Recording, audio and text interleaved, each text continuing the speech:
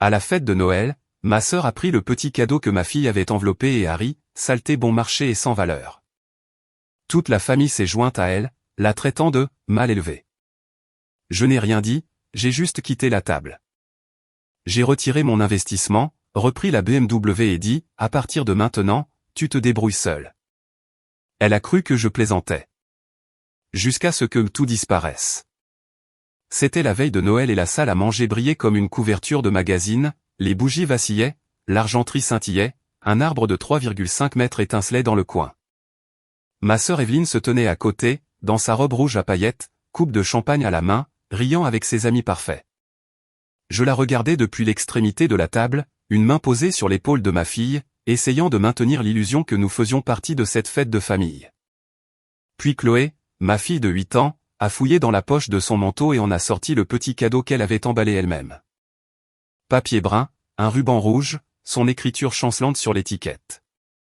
Elle le tendit à sa tante, les yeux brillants. « Je t'ai fait ça, tante Evie. » Evelyne se tourna, prit la boîte entre ses doigts manucurés, et laissa échapper un rire strident qui traversa la musique. « Saleté bon marché et sans valeur, dit-elle en secouant la boîte. Le bruit du papier qui se déchirait était plus fort que le jazz en arrière-plan. Mon père gloussa. Ma mère soupira et quelqu'un murmura « les jeunes de nos jours ». Le visage de Chloé s'affaissa, ses lèvres tremblaient, les larmes coulaient vite. Je restais immobile, les rires se brouillant autour de moi. Je posai mon verre, souris juste assez pour garder ma voix égale, et dis « profitez de la soirée, tout le monde ». Au matin, ma décision était prise. Je me connectais au compte de courtage et cliquais sur retirer. Chaque centime que j'avais investi dans la boutique d'Evelyne disparut dans mon compte. Puis j'appelai mon avocate au sujet de la BMW que nous avions enregistrée sous les 2 noms comme garantie. Retirez le titre, dis-je. À partir d'aujourd'hui.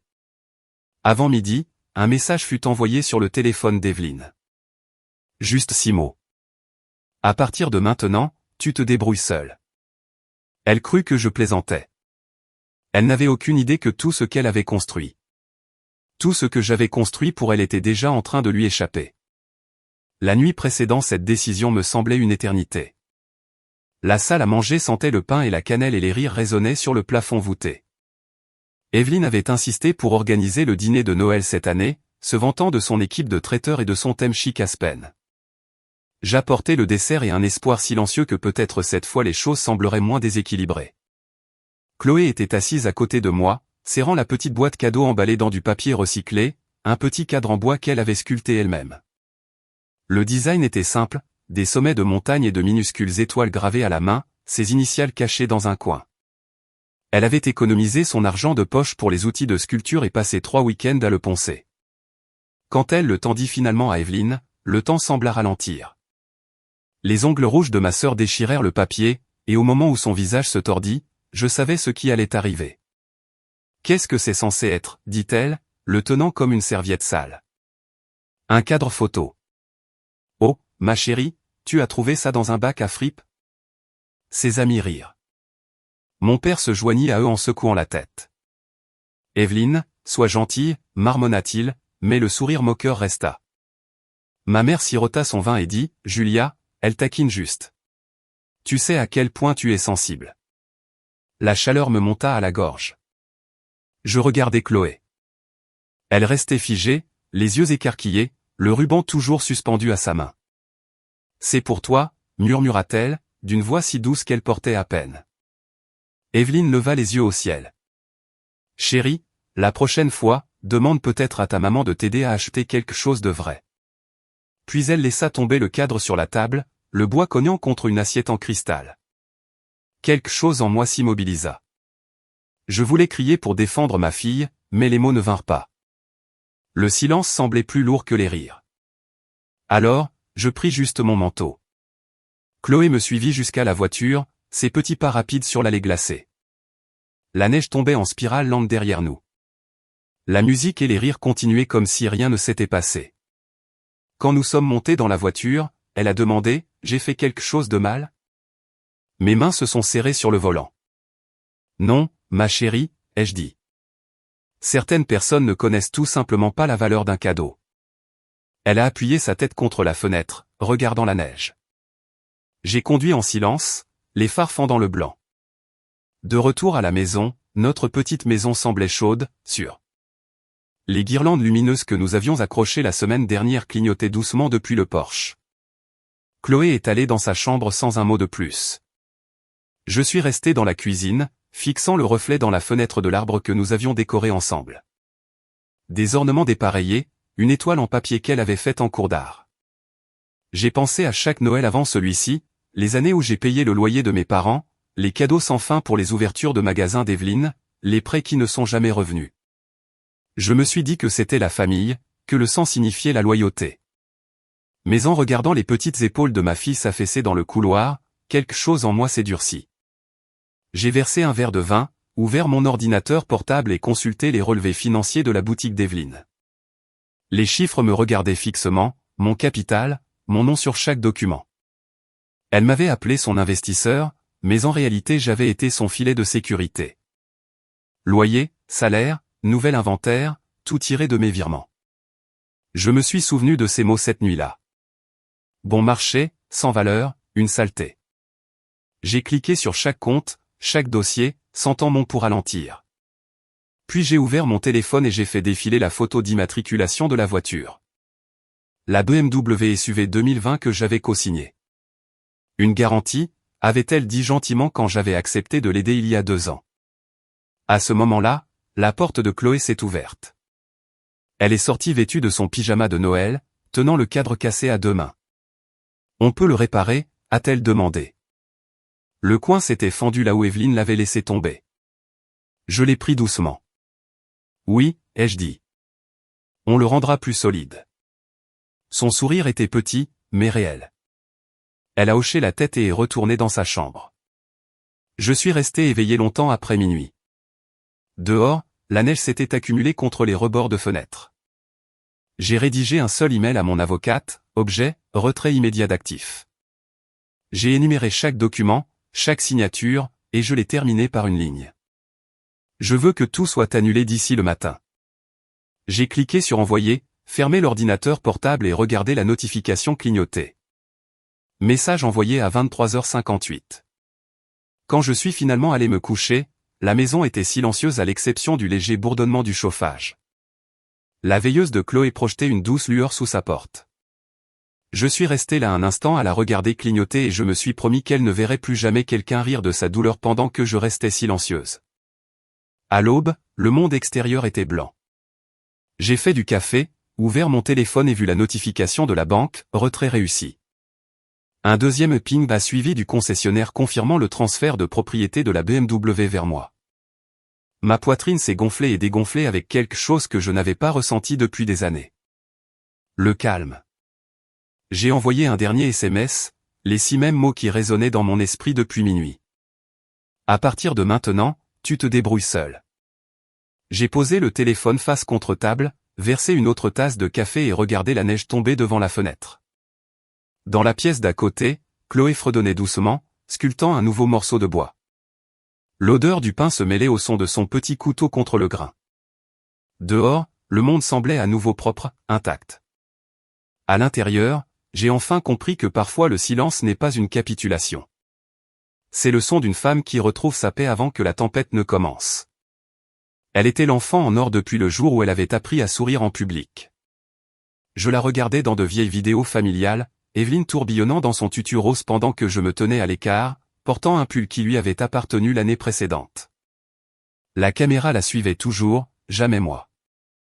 La voix de ma mère flottait en arrière-plan, douce d'adoration. Regardez notre petite étoile. Le rire de mon père suivait.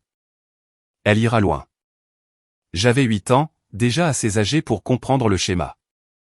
Evelyne brillait. Je tenais la lumière stable pour qu'elle puisse resplendir. Grandir dans la maison Hartmann signifiait vivre sous un projecteur qui ne se tournait jamais vers moi. Mes parents n'étaient pas cruels, juste délibérés dans leur favoritisme. Si Evelyne voulait faire du ballet, elle avait des cours privés. Si je voulais suivre un cours d'informatique, c'était trop cher. Elle recevait un appareil photo pour Noël. Je devais tenir les piles. Maman disait toujours, tu es la forte, Jules. Tu n'as pas besoin de grand-chose. Mais la force est une chose étrange. Elle grandit quand tu dois survivre sans applaudissements. Au lycée, Evelyne avait maîtrisé l'art d'être adorée. Elle était la capitaine des cheerleaders, la reine du bal de promo, celle qui n'avait jamais à nettoyer après une fête parce qu'elle avait des mains délicates. J'étais celle qui nettoyait quand même, juste pour maintenir la paix. Quand elle a accidenté la vieille Buick de papa en dernière année, j'ai vendu mes fournitures d'art pour aider à couvrir les réparations. Elle ne m'a jamais remercié. Elle a juste demandé si je pouvais la conduire à l'entraînement. C'était notre rythme, elle avait besoin, je fournissais. Et à l'époque, je pensais que c'était ça l'amour. L'âge adulte n'a pas beaucoup changé les choses. J'ai fait des études supérieures grâce à des bourses, travaillé le soir dans une librairie et obtenu un diplôme en finance. Evelyne a abandonné son programme de mode après 2 semestres et a flotté d'une poursuite créative à l'autre. D'abord la photographie, puis le design d'intérieur, puis la fabrication de bijoux. Chaque fois, elle affirmait avoir trouvé sa véritable vocation. Chaque fois, les factures la suivaient à la maison et je finissais d'une manière ou d'une autre par les payer. Maman disait que la famille est de la famille et je la croyais. Même après mon divorce, même après être passé au télétravail pour élever Chloé seule, je continuais à envoyer de l'argent chaque fois que quelqu'un dans la famille avait juste besoin d'un petit coup de pouce. Quand papa a été licencié de l'entreprise de construction, j'ai payé leur hypothèque pendant près d'1 an. Quand la voiture de maman est tombée en panne, j'ai envoyé assez d'argent pour en acheter une autre. Tu es une telle bénédiction, disait-elle. Mais les bénédictions peuvent devenir des habitudes, et les habitudes peuvent vous vider. Quelque part en chemin, je suis devenu le fournisseur silencieux de la famille, le filet de sécurité invisible que personne ne remerciait jamais, mais dont tout le monde dépendait. Puis vint le jour où Evelyne arriva chez moi avec un portfolio serré sous le bras. C'était le début du printemps, les montagnes encore blanches de neige résiduelle. Elle posa le dossier sur ma table de cuisine et étala des pages glacées comme des cartes à jouer.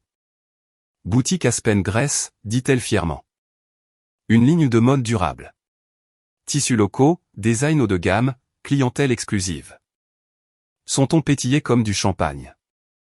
Chloé était assise à proximité, coloriant au comptoir et levait les yeux toutes les quelques secondes avec un sourire curieux. Evelyne parlait vite, sa voix répétée, pleine de mots à la mode qu'elle comprenait à peine. Marge bénéficiaire, seuil de rentabilité, partenariat d'influenceurs. Elle dit qu'elle avait besoin de 70 000 $ pour lancer. J'ai failli rire, mais elle ne plaisantait pas. Elle avait même apporté un plan d'affaires avec des graphiques imprimés et des projections codées par couleur. C'est mon rêve, Jules, dit-elle. Et je peux le réaliser si tu m'aides juste cette fois. Je lui rappelai que j'avais une fille, que je ne pouvais pas risquer les économies que j'avais passé des années à construire. Elle hocha solennellement la tête, puis sourit. Le même sourire qui faisait toujours fondre maman et papa. Ce n'est pas du jeu, dit-elle. C'est un investissement. Tu es intelligente avec l'argent. Tu pourrais être ma partenaire. Les mots me frappèrent comme un appât enrobé de flatterie, partenaire. Pas de soutien, pas de sauveur, mais partenaire. Pour la première fois, elle m'offrait un titre, une place à ses côtés au lieu de derrière elle. Je voulais y croire. Nous avons rencontré nos parents le lendemain dans un café du centre-ville. Evelyne étala à nouveau ses plans, rayonnante sous la lumière douce. Papa se pencha, impressionné par les photos. Maman tamponna ses yeux avec une serviette. Notre Evelyne a enfin trouvé sa voie, murmura-t-elle. Personne ne demanda comment elle me rembourserait. Personne ne me regarda du tout jusqu'à ce que maman dise, tu pourrais te permettre d'aider, n'est-ce pas, chérie? Tu as toujours été si responsable. C'était sa façon de transformer la culpabilité en obligation. Je leur dis que j'y réfléchirais. Cette nuit-là, je restais éveillé, écoutant le vent contre les fenêtres. Je pensais à toutes les fois où je les avais secourus. Comment cela commençait toujours par, juste cette fois. Mais ensuite, j'imaginais Evelyne échouer à nouveau, m'appelant en larmes et la voix de maman disant, si seulement tu avais aidé. Je sortis du lit, ouvris mon ordinateur portable et commençai à calculer des scénarios de risque comme si j'analysais la proposition d'un étranger. Sur le papier, ça avait l'air terrible. Mais la famille ne vit pas sur le papier. Une semaine plus tard, nous avons rencontré un prêteur nommé Lan Foster. Il nous expliqua les conditions, un remboursement sur 5 ans, 5,5% d'intérêt, et une BMW 2020 en garantie. La voiture était mon idée. Je voulais une forme de sécurité, quelque chose de tangible si tout tournait mal. Evelyne fronça les sourcils, mais signa rapidement. Sa main trembla un peu, non pas de peur, mais d'excitation. Tu verras, Jules, dit-elle. C'est notre grande chance. Papa lui tapota l'épaule. Maman l'embrassa sur la joue. Je signai en dernier, le cœur lourd mais stable. Au coucher du soleil, l'argent était viré, la voiture transférée, et Evelyne postait un selfie de célébration légendée, les rêves en mouvement. Les premiers mois furent prometteurs. La boutique ouvrit au centre-ville, éclairage doux, étagère en bois clair, un parfum floral flottant de l'entrée. Des influenceurs visitèrent, postant des stories avec des tags comme #AspenGrèce et #LocalLuxury. Evelyne m'envoya des photos de clients souriants tenant des sacs d'achat. Chaque mois, je recevais un paiement à temps, exactement comme le contrat le stipulait. Même maman se vantait de ses 2 filles réussies. Un instant, je me laissais croire que peut-être, juste peut-être, le schéma s'était brisé, mais de petites fissures apparurent rapidement. Un soir, au dîner, Evelyne arriva vêtue d'un nouveau manteau de créateur. Maman haleta, tu le mérites, ma chérie. Tu as travaillé si dur. Quand je demandai comment allaient les affaires, elle haussa les épaules. Tu sais, des douleurs de croissance, mais ne t'inquiète pas, je gère. Plus tard cette semaine-là, je la vis taguer sur des photos à une fête sur un toit à Denver. Bouteille, musique, une légende qui disait « vie de patronne ». J'essayais de l'ignorer. La paix est addictive et j'avais été trop longtemps sans elle. Lorsque les rapports trimestriels arrivèrent et que certains chiffres ne concordèrent pas, coût de marketing doublé, frais de consultation inexpliqués, je la contactai poliment, demandant des éclaircissements. Evelyne répondit avec un emoji clin d'œil, tout est sous contrôle, grande sœur. Maman appela ce week-end pour dire qu'Evelyne était très stressée et que je devrais arrêter d'être si critique. Tu as toujours été trop sérieuse, Julia, dit-elle. Laisse-la vivre un peu. J'ai failli rire. Laisse-la vivre un peu à mes dépens à nouveau, mais je suis restée silencieuse car le silence avait toujours été ma façon d'éviter que la famille ne se fracture. Quelques semaines plus tard, Evelyne organisa un dîner pour célébrer le 6e anniversaire de la boutique. Elle réserva une table dans un restaurant branché et invita la presse locale. Les photos furent mises en ligne ce soir-là, Evelyne et du champagne doré à la main, la légende indiquant « reconnaissante pour le soutien infini de ma famille ». La photo la montrait entre nos parents, leur sourire large. Je n'étais pas là. J'étais resté à la maison pour aider Chloé à terminer un projet scolaire. Mon nom n'était pas non plus dans l'article, seulement le sien. Je fixais l'écran lumineux jusqu'à ce qu'il s'éteigne. Pendant des années, j'avais cru que donner suffisamment gagnerait de l'amour, que la loyauté serait un jour rendue. Mais en regardant cette photo, je vis ce que j'étais vraiment, une investisseuse silencieuse dans une famille qui ne verserait jamais de dividendes. Dehors, les montagnes scintillaient sous une fine couche de neige. Le rire de Chloé flottait de l'autre pièce, pur et sans fardeau. J'éteignis mon téléphone et me murmura, peut-être que le silence n'est pas la paix. Peut-être que c'est juste une dette impayée. Cette nuit-là, alors que le vent hurlait au-delà des fenêtres, je sentis la première fissure s'ouvrir. Non pas dans le rêve d'Evelyne, mais dans le mien. Elle était petite, presque invisible, mais elle était là. Et au fond de moi, je savais que ce n'était que le début. Cette boutique n'est pas seulement un magasin, Jules. C'est notre héritage. La voix d'Evelyne résonnait dans le café comme un argumentaire de vente qu'elle aurait répété devant un miroir. Elle glissa une autre page brillante vers moi, ses ongles cliquetant sur la table. Je regardais les mots « AspenGrèce Boutique » imprimés en lettres dorées, suivis d'une liste de projections, d'estimations de loyer et de quelque chose qu'elle appelait « synergie de marque ». L'odeur de la cannelle et du café emplissait l'air. Dehors, la neige tombait paresseusement sur Main Street. À l'intérieur, ma sœur construisait un château fait de chiffres et de charme. Maman tamponna sa bouche avec une serviette, rayonnante de fierté. Elle a enfin trouvé sa raison d'être, dit-elle. Papa hocha la tête, les yeux pétillants derrière ses lunettes. Tu dois admettre, Jules, c'est impressionnant. Je l'admis, du moins à voix haute. La présentation était soignée, les chiffres clairs. Mais j'avais appris il y a longtemps qu'Evelyne pouvait tout parer de paillettes, même un mensonge. Elle se pencha en avant, baissant la voix pour la rendre intime. Tu serais parfaite comme ma partenaire silencieuse. Je gérerais la création, tu gérerais les chiffres, comme au bon vieux temps. J'ai voulu rire. Il n'y avait pas de « bon vieux temps » où nous étions égales. Elle avait toujours été le visage, moi l'ombre qui tenait les lumières. Je ne sais pas, dis-je en remuant mon café. 70 000 est un gros risque. Ses yeux s'écarquillèrent légèrement. Ce n'est pas un risque, c'est une chance. Pense-y comme un capital familial. Tu récupéreras ton investissement en 18 mois, peut-être plus tôt. Et Jules, j'ai changé. Je suis prête pour ça. Les mots « j'ai changé » restèrent suspendus entre nous comme du brouillard. Maman tendit la main sur la table, touchant mon poignet. Elle a juste besoin d'une personne pour croire en elle. La famille est de la famille. La famille est de la famille. La phrase était devenue un mantra que je ne pouvais pas désapprendre. Je voulais leur dire non, que j'avais trop travaillé pour reconstruire ma vie après le divorce pour tout risquer sur un autre des rêves d'Evelyne. Mais ils me regardaient avec une telle certitude, comme si mon hésitation était la seule chose qui se tenait entre notre famille et la rédemption. D'accord, dis-je finalement, mais il faut que ce soit officiel. Un contrat, des intérêts, une garantie. Papa fronça les sourcils. Tu n'as pas besoin d'avocat entre sœurs. Si, dis-je doucement.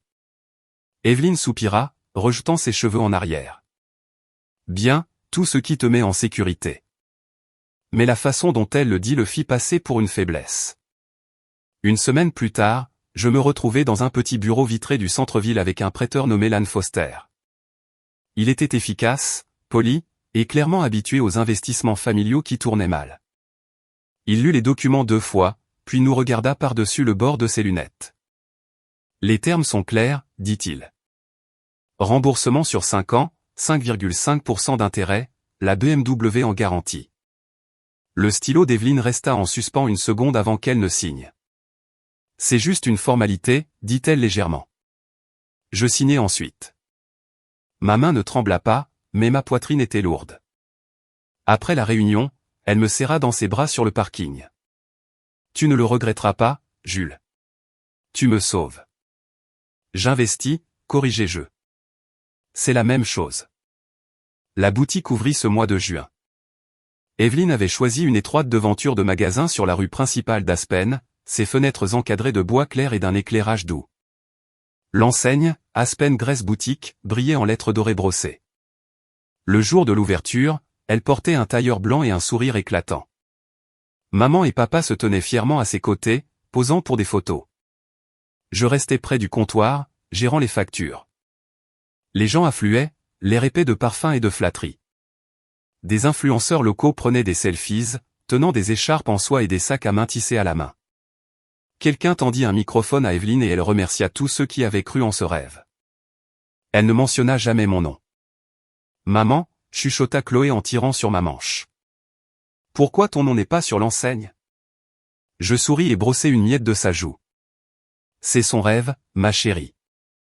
Cette nuit-là, après que les bouteilles de champagne aient été rangées et que le dernier invité soit parti, je me tins devant la boutique, fixant la lueur à travers la fenêtre. Un instant, je me laissais sentir fier. J'avais fait quelque chose de bien, quelque chose qui pourrait enfin nous rapprocher. Le lendemain matin, le journal local publia une photo d'Evelyne tenant des ciseaux lors de la cérémonie d'inauguration. Le titre disait « L'étoile montante d'Aspen ouvre une boutique ». La légende en dessous énumérait « Tout le monde sauf moi ». 3 mois plus tard, les paiements commencèrent à arriver comme une horloge. Lan me transmettait les confirmations chaque mois, sont ton approbateur. Ta sœur est constante, dit-il. Et pendant un certain temps, elle le fut. Le magasin marcha bien cet été. Les touristes adorèrent l'esthétique de luxe montagnard. Evelyne postait quotidiennement sur les réseaux sociaux, présentant des designers locaux et posant avec des mannequins. Elle commença à recevoir des invitations à des déjeuners de charité et à des séances photos. Maman gardait toutes les coupures. Tu dois être si fière, me disait-elle. Je l'étais, d'une manière discrète et prudente. À l'automne, Evelyne avait embauché 3 employés et parlait de s'étendre à Denver. Je le lui déconseillai, trop tôt, trop de frais généraux, mais elle me repoussa. Tu penses comme une comptable. Moi, je pense comme une artiste. À Thanksgiving, elle arriva dans un nouveau SUV BMW, le même qui avait servi de garantie pour le prêt. Maman applaudit. Notre fille mérite quelque chose de bien après tout son dur travail. J'ai failli m'étouffer avec mon vin. Quand je lui ai demandé si elle avait remboursé la première voiture, elle a dit, bien sûr, je ne suis pas stupide. En décembre, nous avons assisté à une collecte de fonds à la mairie. Evelyne était l'une des sponsors de l'événement, le logo de la boutique imprimé en or en bas de l'invitation. Elle portait une robe qui scintillait comme de la glace sous les lustres. Papa la présenta aux invités comme « notre petite entrepreneuse ». Quand quelqu'un a demandé des fonds, elle a souri sournoisement. Une investisseuse privée a cru en moi. La phrase m'a fait tiquer. Investisseuse privée.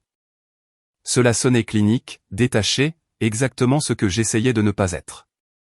Mais la vérité était là. J'avais cru. Après l'événement, je suis sorti sur le balcon pour prendre l'air. Le froid mordait ma peau, le genre de froid vif qui vous fait sentir vivant et idiot à la fois. À travers la fenêtre, je regardais Evelyne rire avec un groupe de donateurs, la main sur le bras de papa, son charme, une performance parfaite. Elle paraissait radieuse, et pourtant derrière les sourires, je voyais les fissures, la façon dont elle évitait certaines questions, la tension dans sa posture lorsque la conversation tournait aux chiffres. Le lendemain matin, je suis passé à la boutique sans prévenir. Les lumières étaient faibles. 2 étagères étaient vides. Une jeune employée me dit qu'Evelyne était partie à Denver pour des réunions. Sur son bureau, un reçu pour une suite d'hôtels et un sac à main de créateur. J'ai regardé le total, $4000 de frais de marketing. Ce soir-là, mon téléphone a vibré avec un message d'Evelyne. Désolé de t'avoir manqué aujourd'hui. Tout va bien. Expansion le trimestre prochain. Je n'ai pas répondu. Au lieu de cela, j'ai ouvert mon ordinateur portable et j'ai fait défiler le tableau de bord financier. Les chiffres ne correspondaient pas au rapport qu'elle avait envoyé plus tôt. Les ventes étaient stables, mais les retraits avaient augmenté. Une nouvelle catégorie étiquetée, frais de consultation, Grace Hartman. Le nom de ma mère. J'ai fixé l'écran, sentant quelque chose de froid se tordre dans mon estomac. J'ai imprimé chaque page et j'ai rangé les documents dans un dossier marqué « Pour l'âne ». Plus tard cette nuit-là, Chloé est entrée dans la cuisine pour un verre d'eau. « Maman, ça va ?» a-t-elle demandé. J'ai souri faiblement. Je pense juste au travail. Elle a hoché la tête, encore à moitié endormie. J'aime le magasin de tante Evelyne. Ça sent bon. Oui, ai-je dit doucement. Ça sent bon. Quand elle est retournée se coucher, je suis resté assise à table longtemps. La maison était silencieuse à l'exception du vent qui faisait vibrer les fenêtres. J'ai pensé au titre, l'étoile montante d'Aspen. Au sourire sur le visage d'Evelyne quand les caméras ont flashé. À l'argent que j'avais mis des années à économiser, maintenant emmêlé dans son désordre étincelant. J'ai fermé mon ordinateur portable et murmuré, laisse-la briller. Mais même alors, une partie de moi savait que la lumière autour d'elle n'était pas réelle. Elle était empruntée, et c'est moi qui payais la facture d'électricité. Le premier paiement manqué ne m'a pas inquiété. Le second, si. C'était juste après minuit quand je l'ai remarqué. Une alerte de la banque, bleue lumineuse, traversant mon salon obscur. Je fixais les mots, paiement non reçu, une phrase si polie qu'elle cachait presque la vérité. Ce n'était pas seulement un retard. C'était le début de quelque chose qui se brisait. Je suis resté assise, mon ordinateur portable ouvert. La seule lumière dans la pièce vacillait sur le carreau de la fenêtre. Chloé dormait au fond du couloir. Sa veilleuse projetait de douces formes sur le mur. Dehors, la neige avait recommencé à saupoudrer le porche en silence. J'ai fait défiler le tableau de bord du compte, regardant les chiffres baisser. Le virement de la boutique qui aurait dû arriver sur mon compte ce matin-là manquait. J'ai rafraîchi. Toujours rien. Le lendemain après-midi, je m'étais convaincu que c'était une erreur administrative. J'ai appelé Evelyne. Elle a répondu à la 3e sonnerie, l'air essoufflé, comme si elle avait ri. Oh, Jules, ne panique pas, retard de fournisseur. L'envoi de tissus est resté bloqué à Denver. Je doublerai le montant le mois prochain. Je voulais la croire, et elle semblait si sûre, si décontractée. Mais quand une autre semaine s'est écoulée et que le paiement n'est toujours pas apparu, je suis allé en ville. Les vitrines de la boutique étaient à moitié vides. Une pancarte manuscrite disait « Fermé pour rénovation ». Les lumières à l'intérieur étaient éteintes, de la poussière recouvrant les bords des mannequins. J'ai rappelé. Cette fois, elle n'a pas répondu. 10 minutes plus tard, un SMS est arrivé. « Détends-toi, ma sœur. Tout va bien. » Il y avait une photo jointe, elle sur une chaise de piscine quelque part. Soleil, lunettes de soleil scintillantes. La légende disait « Petite pause mentale rapide avant la ruée du printemps ». Ce soir-là, maman a appelé de nulle part, son ton lumineux mais tranchant. « Ta sœur est épuisée, Julia. Tu sais à quel point elle travaille dur. Tu ne peux pas lui accorder un peu de grâce ? Elle est en retard sur son prêt, ai-je dit calmement. Ce n'est pas des vacances qu'elle peut se permettre. Elle a juste besoin de temps. Ne gâche pas Noël encore avec tout ton sérieux. » Et voilà, le vieux scénario. J'entendais presque papa en arrière-plan, le cliquetis de son verre contre le comptoir. « Tu es dur, marmonna-t-il. » J'ai fixé le téléphone longtemps après avoir raccroché, mon reflet fantomatique sur l'écran. La même conversation année après année. Evelyne joue l'artiste fragile, et je suis la comptable au cœur froid qui ne comprend pas l'amour. Le lundi suivant, je me suis connecté au disque financier partagé de la boutique, ce que je n'avais pas fait depuis des mois. Les chiffres racontaient une autre histoire. Les dépenses avaient triplé. Sous les coups de marketing, j'ai trouvé des entrées pour des hôtels de luxe, des soins de spa et une retraite de marque à Palm Springs. J'ai fait défiler plus loin, m'arrêtant à une étiquette frais de consultation Grace Hartman. Ma mère, $2000. J'ai imprimé la déclaration et l'ai fixée sous la lumière de la lampe, l'encre encore chaude. Mon pouls battait dans mes oreilles. Voilà la preuve que je n'étais pas paranoïaque. Ils étaient tous de mèche. Je ne les ai pas confrontés. Pas encore. J'ai glissé les pages dans un dossier, les scellé et les rangé dans mon coffre-fort. Des preuves, pas de l'émotion. Cette nuit-là, Chloé m'a trouvé assise à la table de la cuisine, fixant le vide. « Tu travailles encore ?» demanda-t-elle en bâillant. « Je termine juste quelques trucs, ai-je dit. » Elle a souri d'un air endormi. « Tu devrais te reposer, maman. Tu travailles trop. » Je lui ai brossé les cheveux et l'ai embrassé sur le front. Bientôt. Après qu'elle soit retournée se coucher, j'ai versé un verre d'eau, mais elle avait un goût métallique. Tout en avait un dernièrement, comme si mon corps apprenait la saveur de l'attention. J'ai ouvert le chat de groupe que ma famille utilisait pour les anniversaires et les annonces. La photo la plus récente était Evelyne à une table de dîner entourée d'amis, tenant un verre de champagne. La légende disait à la famille, ma plus grande bénédiction. J'ai fermé l'application. 2 jours plus tard, je suis passé chez maman et papa pour le dîner du dimanche. Le salon sentait le rôti de peau et le nettoyant au pain. L'arbre était déjà en place même s'il était à peine décembre. Evelyne n'était pas là.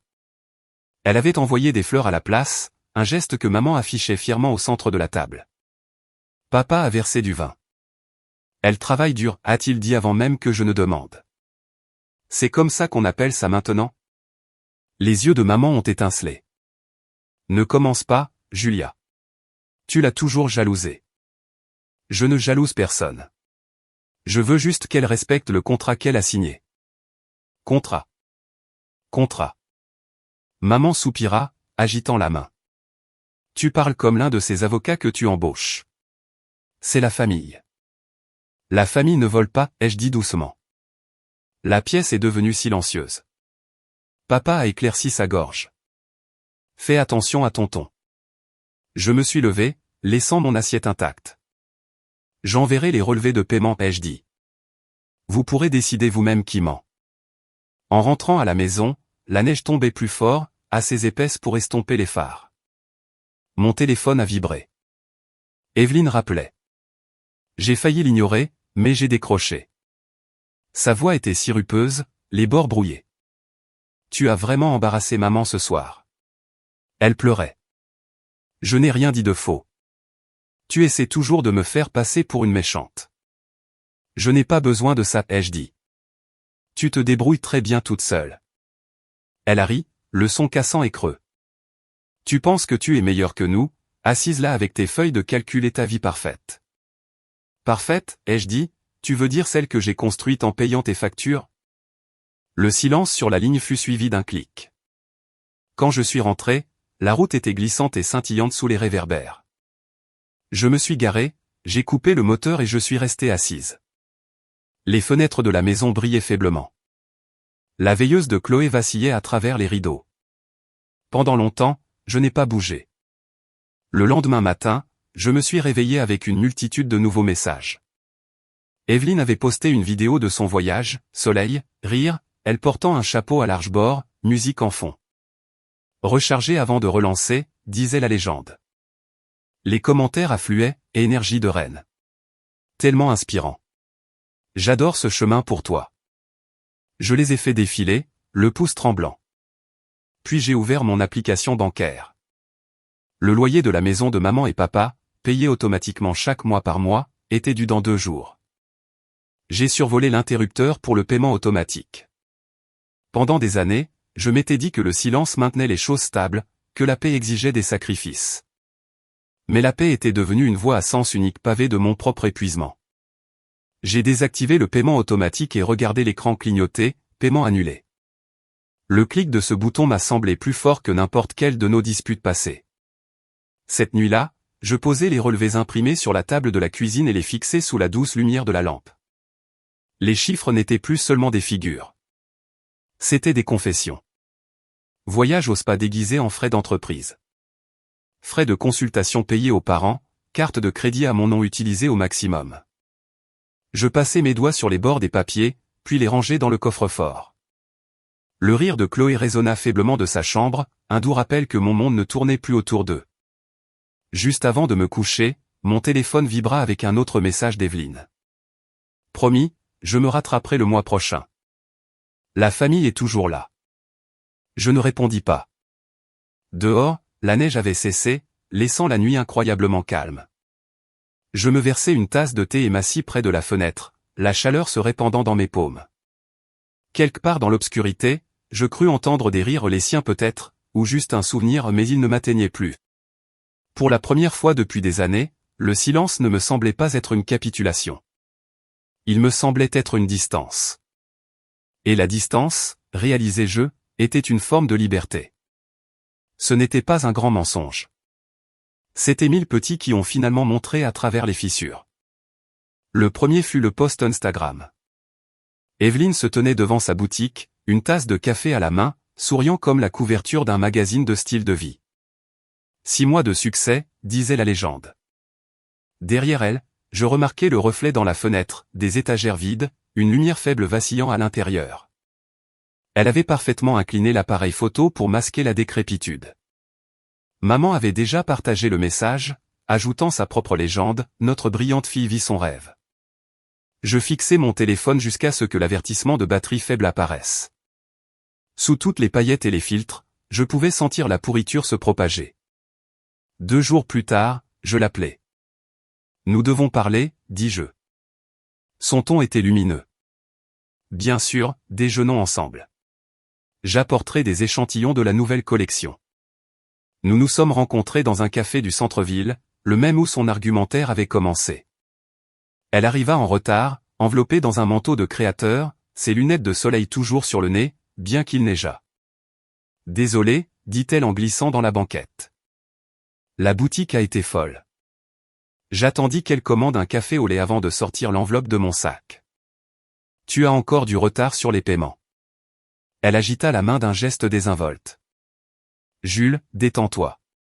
Les chiffres sont juste décalés parce que je réinvestis. Tu ne comprendrais pas les entreprises créatives, le flux et le reflux. Flux et reflux. J'ouvris le dossier, étalai les documents sur la table.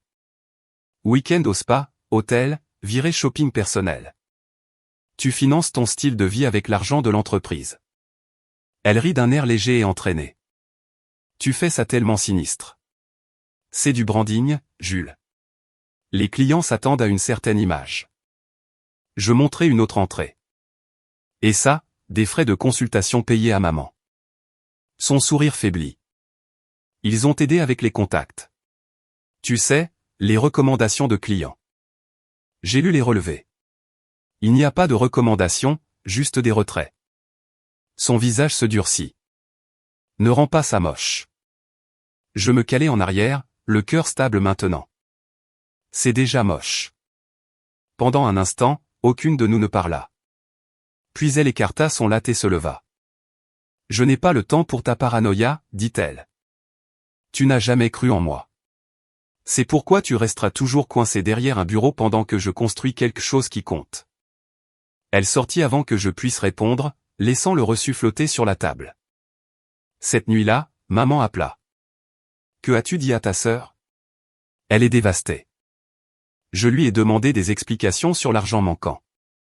Elle nous a dit que tu menaçais de retirer les fonds. Je lui ai demandé d'expliquer ses dépenses. Julia, maman soupira, tu es trop dure. Tout le monde n'est pas aussi pratique que toi. Evelyne est une artiste. Tu l'étouffes avec des chiffres. Les chiffres sont ceux qui maintiennent ces lumières allumées. Ne parle pas comme ça, claqua-t-elle. Ton père a raison. Tu as perdu ta compassion. Je voulais crier que la compassion m'avait coûté 70 000 $. Au lieu de cela, je dis, j'en ai assez d'être la méchante qui dit la vérité. Puis je raccrochai. Le lendemain matin au travail, Kazé remarqua les ombres sous mes yeux. La famille encore, demanda-t-elle. Toujours. Elle pencha la tête. Commence à garder tes reçus. Si ça va en justice, il te faudra des preuves. J'esquissai un sourire faible. Tu parles comme mon avocate. Je parle comme quelqu'un qui a déjà vu ça. Cette nuit-là, je suivis son conseil. J'ouvris un nouveau dossier sur mon ordinateur intitulé « Hartmann Investissement » et scannai chaque document que je possédais. Puis j'en imprimai 2 copies, une pour mon coffre-fort, une pour Miles, mon avocat.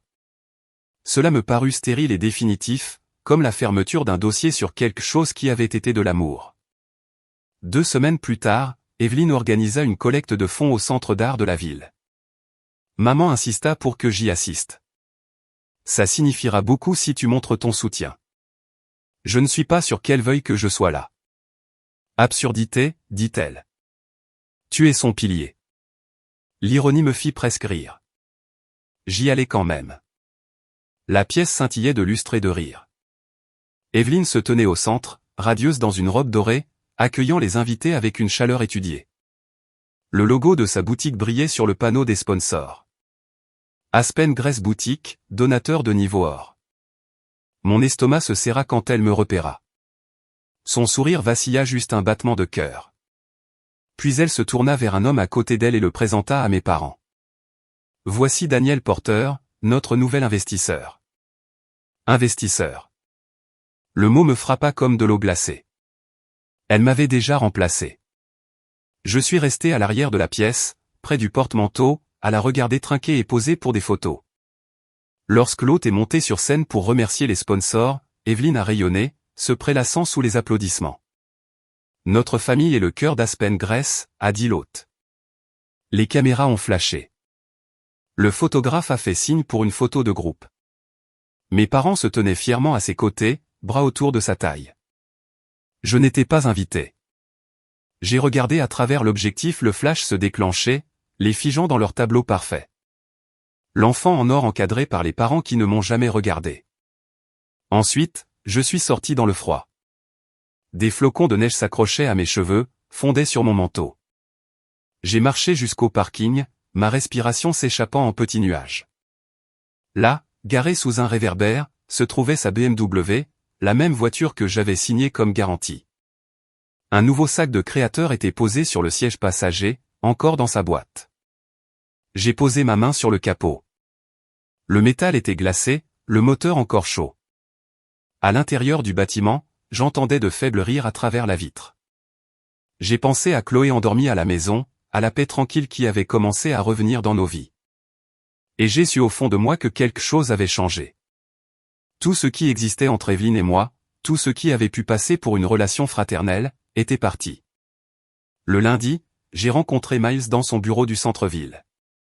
Il a examiné les documents que j'avais apportés et a acquiescé. Tu as tout.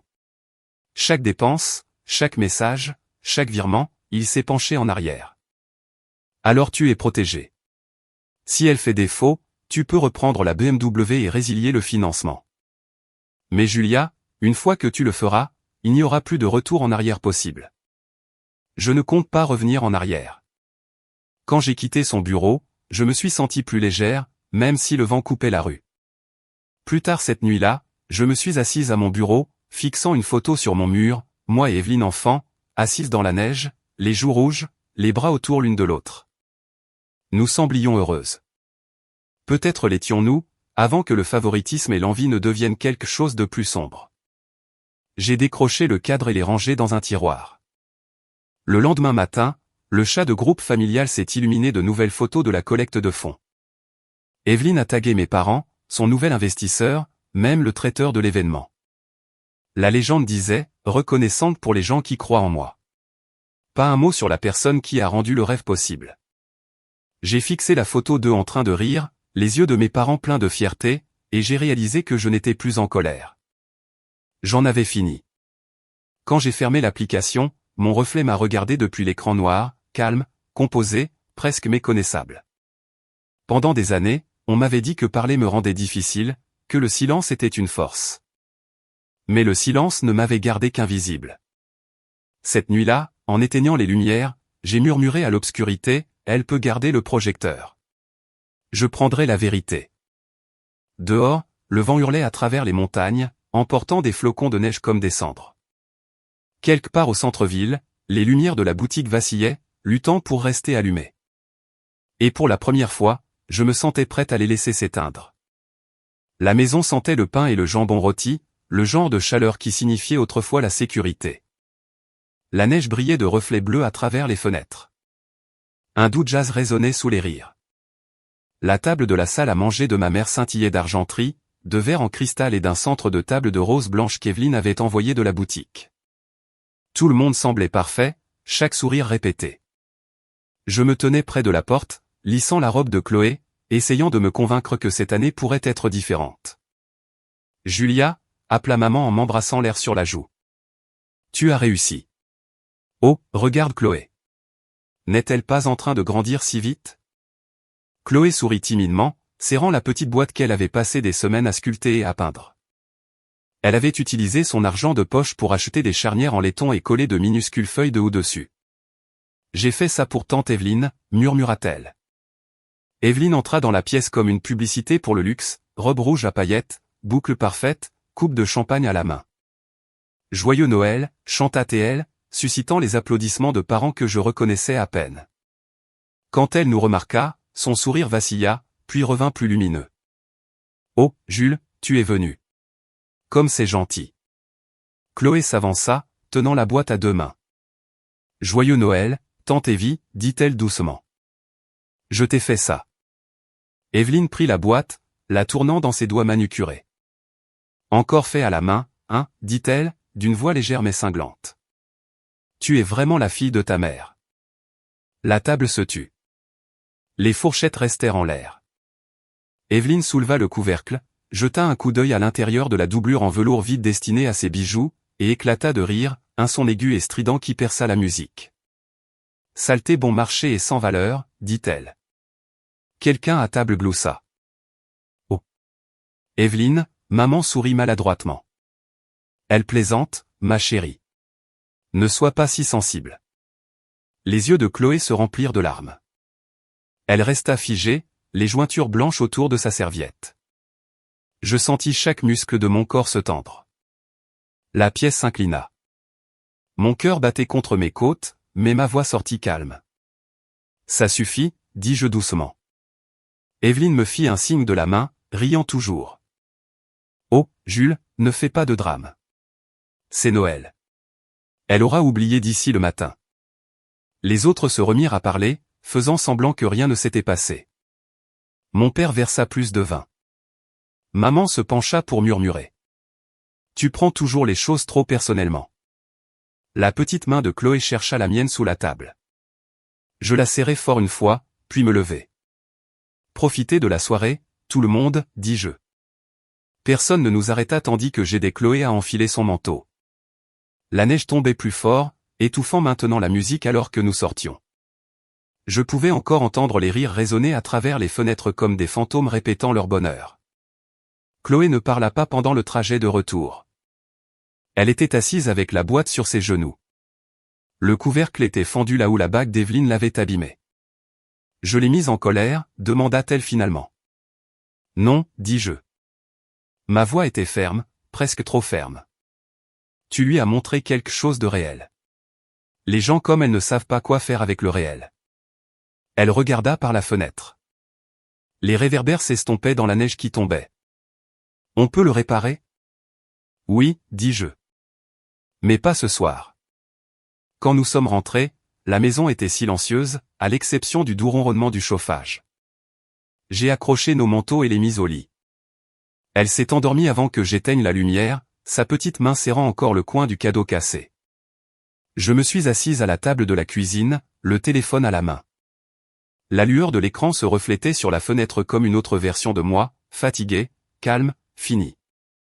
J'ai ouvert l'application bancaire. Toutes ces années de paiement, de loyer, de virement, de financement de boutique, de retrait sans fin au nom de la famille. Mon pouce plana sur le compte d'investissement lié à l'entreprise d'Evelyne. Le solde clignotait. 70 de capital, intérêts impayés. Une promesse éventée. J'ai cliqué sur retirer. Une invite est apparue. Êtes-vous sûr de vouloir fermer ce compte? Oui, ai-je murmuré. La barre de progression s'est remplie lentement comme une respiration retenue. Quand elle est devenue verte, j'ai expiré. Ensuite, j'ai appelé Miles Turner. Il a décroché à la deuxième sonnerie. Julia, c'est Noël. Tout va bien? Ça ira, ai-je dit. J'active la reprise de possession de la BMW. Il a hésité. Immédiatement? Immédiatement. Tu as tout documenté, chaque reçu, chaque signature. Alors, joyeux Noël, a-t-il dit doucement. Quand j'ai raccroché, je me suis versé un verre de vin et je me suis assise à regarder l'arbre scintillant que Chloé et moi avions décoré la semaine précédente. Chaque ornement était fait à la main, étoiles en papier, pommes de pin peintes, petits cœurs en bois, des choses sans prix, mais pleines de sens. Mon téléphone a vibré. Un SMS d'Evelyne. Ah, bien joué. Tu ne débrancherais jamais. Je t'aime, ma sœur. J'ai posé le téléphone sans répondre. Dehors, la neige continuait de tomber, douce et sans fin. À l'intérieur, le chauffage cliquetait régulièrement et chaleureusement. J'entendais encore le rire d'Evelyne dans ma tête, aigu comme du verre, se répétant comme une mauvaise chanson. Mais le son s'estompait. Quand le matin est venu, la lumière s'est répandue à travers les rideaux en or pâle. Chloé est entrée dans la cuisine, les cheveux en bataille, les yeux endormis. On peut réparer la boîte aujourd'hui, a-t-elle demandé. J'ai souri, remuant le sucre dans mon café. On peut faire mieux que ça. Elle a incliné la tête. Mieux? On en fera une nouvelle, plus solide. Après le petit déjeuner, pendant qu'elle travaillait à sa petite table d'artisanat, j'ai ouvert mon ordinateur portable. Les emails s'empilaient de l'Anne Foster, le prêteur. Le transfert de propriété de la BMW était déjà en cours. Le message de l'Anne était court, confirmé. Ordre de reprise de possession prévu pour le 27 décembre à minuit. Aucune prolongation. Je l'ai transféré à Miles avec 2 mots. Procédez pleinement. Le rire de Chloé flottait du salon. Elle ponçait un nouveau morceau de bois, fredonnant sous sa respiration. Je l'ai regardé un instant, main stable, yeux concentrés, et j'ai réalisé qu'elle avait déjà appris la leçon que j'avais passé des années à éviter. Quand quelque chose est irréparable, on reconstruit à partir de zéro. Le téléphone a vibré à nouveau vers midi. Le nom de maman s'est affiché à l'écran. J'ai laissé sonner. Puis est venu le message vocal d'Evelyne, son ton sirupeux et doux. Salut ma sœur, écoute, je sais que tu étais fâchée hier soir, mais on ne peut pas en faire toute une histoire. Les disputes familiales sont temporaires. Je t'aime. Je l'ai supprimé avant qu'il ne se termine. Plus tard, j'ai emmené Chloé au parc. L'air était vif et pur, les montagnes découpant une ligne parfaite contre le ciel. Elle lançait des boules de neige en l'air, riant quand elle éclatait. En la regardant, j'ai senti quelque chose se dénouer en moi. Quand nous sommes rentrés, j'ai vérifié mon téléphone à nouveau. Un autre message de la banque, fonds transférés avec succès. Le compte de la boutique affichait désormais 0. J'ai tapé une seule ligne dans le chat de groupe familial, joint deux photos, une de la BMW garée dans l'allée d'Evelyne, et une du virement de loyer annulé pour maman et papa. Puis j'ai écrit, à partir d'aujourd'hui, vous vous débrouillez seul. Les téléphones ont vibré partout en ville. La tête d'Evelyne a dû se lever au moment où la notification est arrivée. Je l'imaginais fixant l'écran, le lisant 2 fois avant que la couleur ne s'échappe de son visage. Elle penserait que je bluffais, mais j'avais enfin appris que le silence pouvait être plus fort que les cris. Ce soir-là, je me suis assise sur le canapé avec Chloé.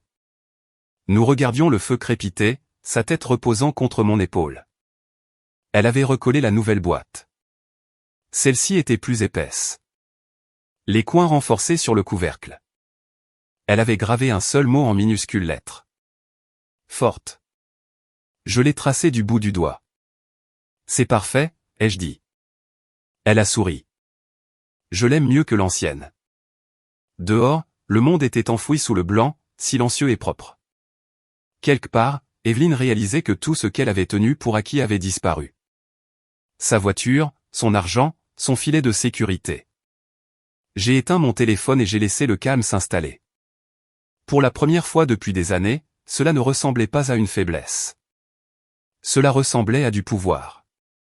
La neige recouvrait encore la cour le lendemain de Noël, scintillant sous le faible soleil d'hiver.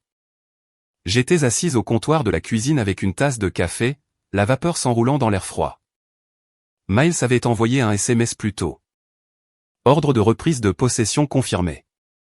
Je l'ai lu 2 fois, puis j'ai posé le téléphone à côté du puzzle à moitié terminé de Chloé. Joyeux Noël, Evelyne, ai-je murmuré à personne. En milieu de matinée, j'avais déjà envoyé une série de mails, de notifications bancaires, de fermetures de contrats, de confirmations de résiliation de prêts. Chaque message se terminait par la même ligne, effectif immédiatement. C'était étrange de voir à quel point la justice pouvait paraître simple dans un email. Pas de cris, pas de chaos, juste une efficacité tranquille. Le calme, après 8 ans passés à être le filet de sécurité de la famille. Le plan se déroula comme sur des roulettes. Le cabinet de Miles s'occupa des dépôts légaux tandis que Lan, le prêteur, gérait la logistique de la reprise de possession. J'avais documenté chaque retrait, chaque paiement en retard, chaque message où Evelyne avait promis de rattraper le mois suivant. Il n'y aurait plus de prolongation. Dehors, le monde était blanc et silencieux. À l'intérieur, le seul son était Chloé fredonnant doucement à la table de la cuisine, sculptant des copeaux de bois en forme de petits oiseaux. J'observais ses doigts bouger, stables, précis, et je ressentais une paix que je n'avais pas connue depuis des années. À 10h04, mon téléphone vibra à nouveau. Un lien de flux en direct de la société de reprise de possession. J'ai cliqué dessus. La caméra montrait la boutique d'Evelyne, la BMW garée de travers devant l'enseigne dorée d'Aspen Grace Boutique, scintillant derrière elle. 2 hommes en gilet réfléchissant montèrent l'allée, crochet et chaîne à la main. Evelyne sortit en trombe, toujours en robe de chambre, téléphone pressé contre l'oreille. « Vous ne pouvez pas faire ça », cria-t-elle. L'un des hommes pointa les documents. Ordre signé, madame. Reprise de possession de la garantie. Elle tourna en rond, hurlant à quelqu'un, n'importe qui, de les arrêter. Mais personne ne vint. La chaîne cliqua, le moteur grogna, et la voiture se souleva du sol comme une promesse brisée. J'ai coupé le son et continué de regarder. La caméra fit un panoramique sur son visage, le même qui avait ri de ma fille 2 nuits plus tôt. Seulement maintenant, son rouge à lèvres était étalé, ses yeux hagards. Elle donna un coup de pied dans la neige, criant quelque chose que je ne pouvais pas entendre. Le flux se termina. J'ai fermé l'onglet et pris une autre gorgée de café. Il avait un goût chaud et définitif. 2 heures plus tard, le premier appel arriva. Le nom d'Evelyne clignotait sur l'écran. Je n'ai pas répondu. Un deuxième appel suivit, puis un troisième. Au 4e, j'ai laissé sonner jusqu'à ce que la boîte vocale prenne le relais. Sa voix était d'abord stridente, puis suppliante, « Tu ruines ma vie. S'il te plaît, Jules, on peut arranger ça. Je te rembourserai le double. Ne fais pas ça. Supprimer. Le 5e message venait de maman. Julia, qu'as-tu fait? Evelyne est en larmes. Comment as-tu pu embarrasser ta famille comme ça? J'ai voulu rire. Embarrasser la famille.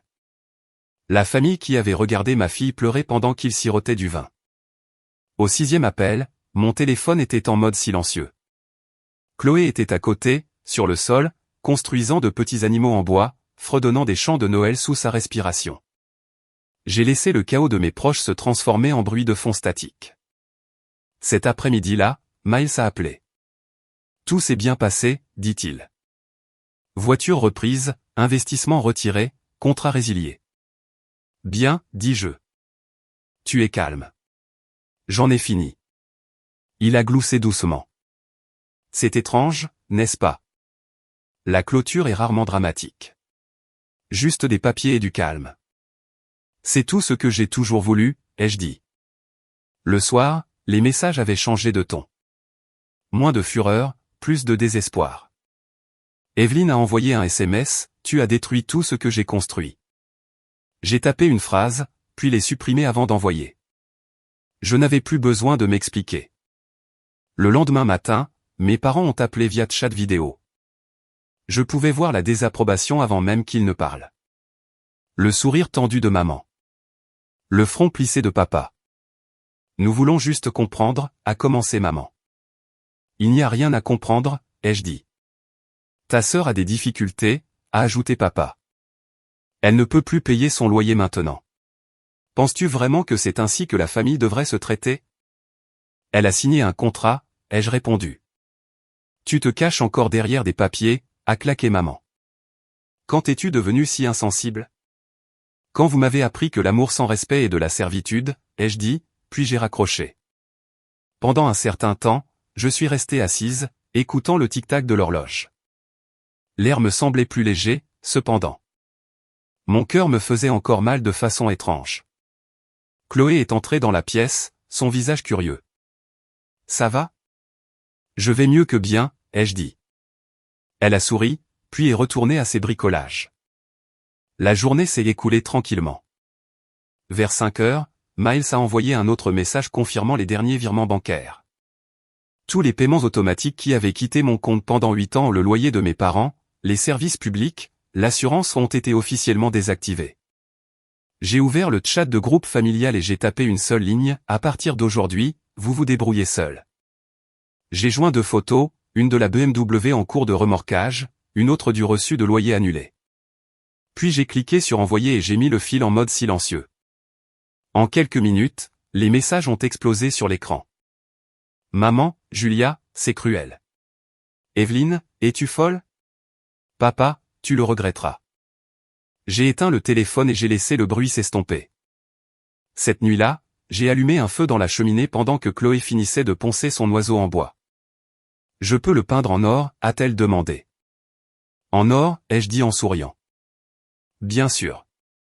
Pourquoi en or? Parce que l'or ne se casse pas, a-t-elle dit. Elle a peint soigneusement, les coups de pinceau petits et patients. L'odeur du pain et de la peinture a rempli l'air. Je l'ai regardé, la lumière vacillant sur son visage, et j'ai réalisé que c'était ça la force. Non pas la vengeance ou la colère, mais l'acte tranquille de choisir la paix plutôt que le chaos. Quand elle a eu fini, elle a tenu le petit oiseau. Il brillait doucement dans la lumière du feu, imparfait, mais magnifique. Je l'ai posé sur la cheminée. C'est parfait, ai-je dit. Plus tard cette nuit-là, le téléphone vibra une fois de plus. Je le pris pour regarder l'écran, Evelyne encore. Pas de message cette fois, juste son nom clignotant. Puis il s'arrêta. Je regardais le reflet du feu dans la fenêtre sombre, mon propre visage estompé derrière. Le monde extérieur était enfoui sous la neige. Je pensais à toutes les années que j'avais passées à expliquer, à m'excuser, à attendre qu'il change, et comment finalement, tout ce qu'il avait fallu pour retrouver ma paix, c'était 6 mots et une signature. Quand je suis finalement allé me coucher, le téléphone gisait silencieux sur la table de nuit. La douce respiration de Chloé emplissait la maison. Quelque part dehors, Evelyne réalisait que l'argent n'avait jamais été la vraie perte. C'était moi. Je fermais les yeux et laissais le silence s'installer. Pour la première fois depuis longtemps, il ne sonnait pas vide. Il sonnait mérité. À midi, j'étais officiellement la méchante de la famille Hartmann. Mon téléphone s'est illuminé de messages plus vite que je ne pouvais les faire taire. Des SMS en colère, des messages vocaux remplis de culpabilité, des explosions dans le chat de groupe. La voix de maman est arrivée la première, stridente et tremblante. « Comment as-tu pu faire ça à ta sœur à Noël, Julia? Tu nous as tous humiliés. » Puis Evelyne, pleurant et furieuse à parts égales. « Tu as ruiné ma vie. Tu m'as toujours jalousé. » Je me tenais près de la fenêtre de la cuisine, le café refroidissant dans ma main, regardant la neige tomber sur la rue tranquille. Pendant des années, j'avais supplié pour la paix, pour la compréhension, pour la justice. Maintenant que je l'avais prise, ils appelaient ça de la cruauté. J'ai laissé le téléphone vibrer jusqu'à ce qu'il s'immobilise. Cet après-midi-là, mes parents sont arrivés sans prévenir. Leur vieille berline a crissé dans l'allée, les pneus gémissant sur la glace. Quand j'ai ouvert la porte, le visage de maman était marbré de larmes. La mâchoire de papa était serrée d'une colère contenue. « Nous devons parler, » dit papa, entrant avant que je puisse refuser. La voix de maman trembla. « Evelyne nous a dit ce que tu as fait. Tu lui as tout pris. Tu n'avais aucun droit. » J'ai croisé les bras. J'avais tous les droits. C'était mon investissement. Mon prêt, mon nom sur les documents. C'est ta sœur, claqua maman. La famille passe avant tout. J'ai fait passer cette famille en premier toute ma vie d'adulte, ai-je dit, quand papa a perdu son emploi, quand vous ne pouviez pas payer le loyer, quand Evelyne avait besoin d'une voiture, d'une entreprise, d'une autre chance, c'est moi qui ai payé. Papa frappa la main sur le comptoir. Tu nous as humiliés. Elle fait parler d'elle en ville maintenant. Humiliée à cause de toi. Elle s'est humiliée elle-même, ai-je dit doucement. J'ai juste arrêté de payer pour les projecteurs. La pièce se tut à l'exception du tic-tac de l'horloge murale. Finalement, la voix de maman perça, petite et désespérée. Tu es sans cœur.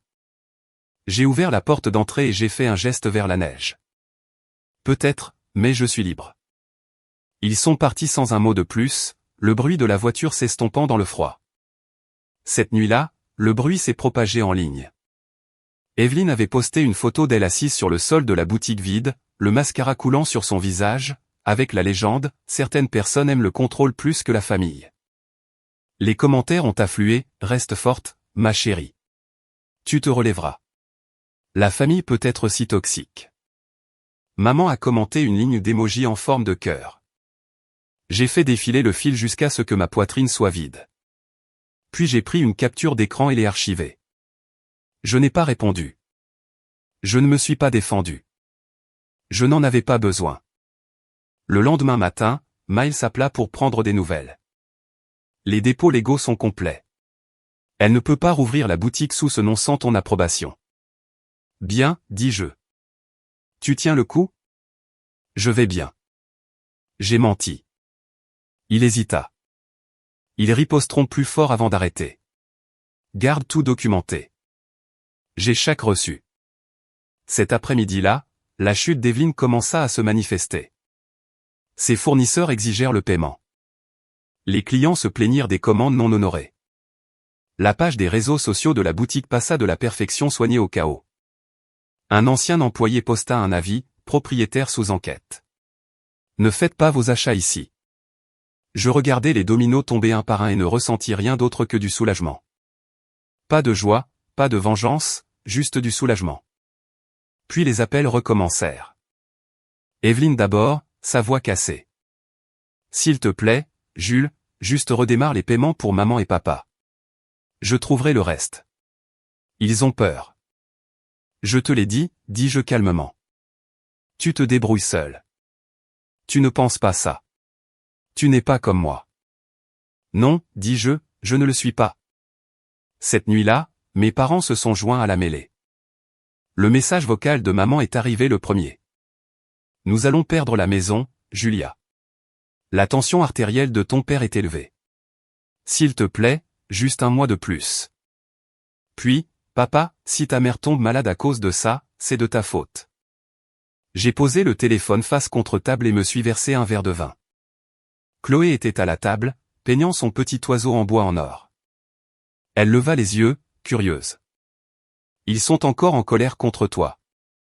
Oui, dis-je. Elle y réfléchit, puis hocha la tête. Peut-être qu'ils se calmeront si tu arrêtes de répondre. J'ai souri faiblement. Tu as peut-être raison. 3 jours plus tard, une amie du travail m'a envoyé une vidéo. C'était un dîner de famille chez mon cousin. Evelyne était là, les larmes aux yeux mais souriante pour la caméra, racontant son histoire. Elle m'a coupé sans prévenir, dit-elle de manière dramatique. Elle a même repris la voiture. Qui fait ça à sa famille? La caméra a fait un panoramique sur mes parents, hochant solennellement la tête. Quelqu'un a ri de sympathie. C'est froid, ont-ils dit. J'ai fermé la vidéo à mi-parcours et l'ai envoyée à Miles. Demande de cesser et de s'abstenir. Utilisez ceci comme preuve, a-t-il répondu en quelques minutes. Compris. Nous notifierons demain. À la fin de la semaine, le propriétaire de la boutique a affiché un avis d'expulsion sur la porte, loyers impayés, service public en souffrance.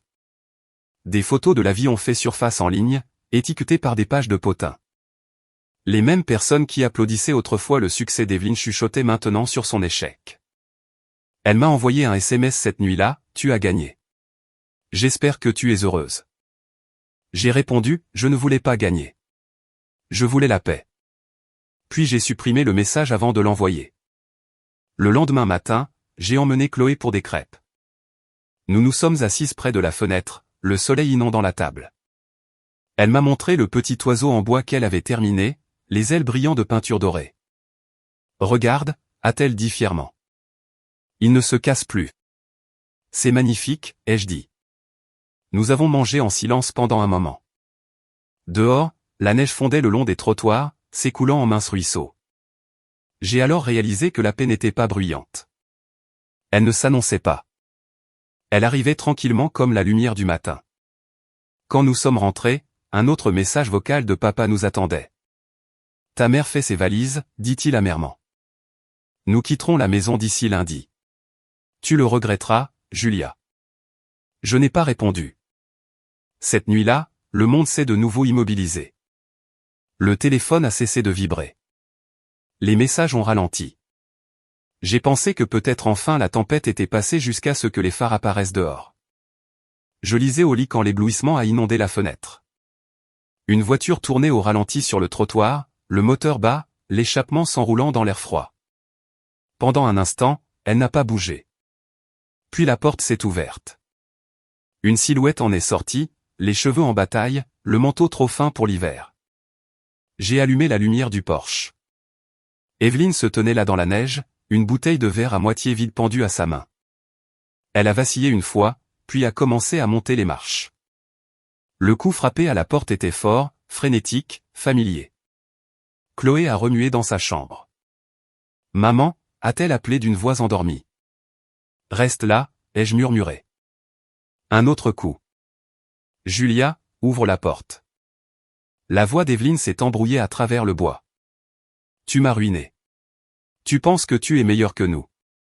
Tu n'es rien sans moi. J'ai saisi mon téléphone et j'ai ouvert le flux de la caméra, chaque seconde enregistrée. La lumière du porche éclairait son visage pâle, ses mains tremblantes. Je pouvais sentir l'alcool même à travers la porte. Rentre chez toi, Evelyne, ai-je dit fort. J'appelle la police. Tu ne ferais pas ça.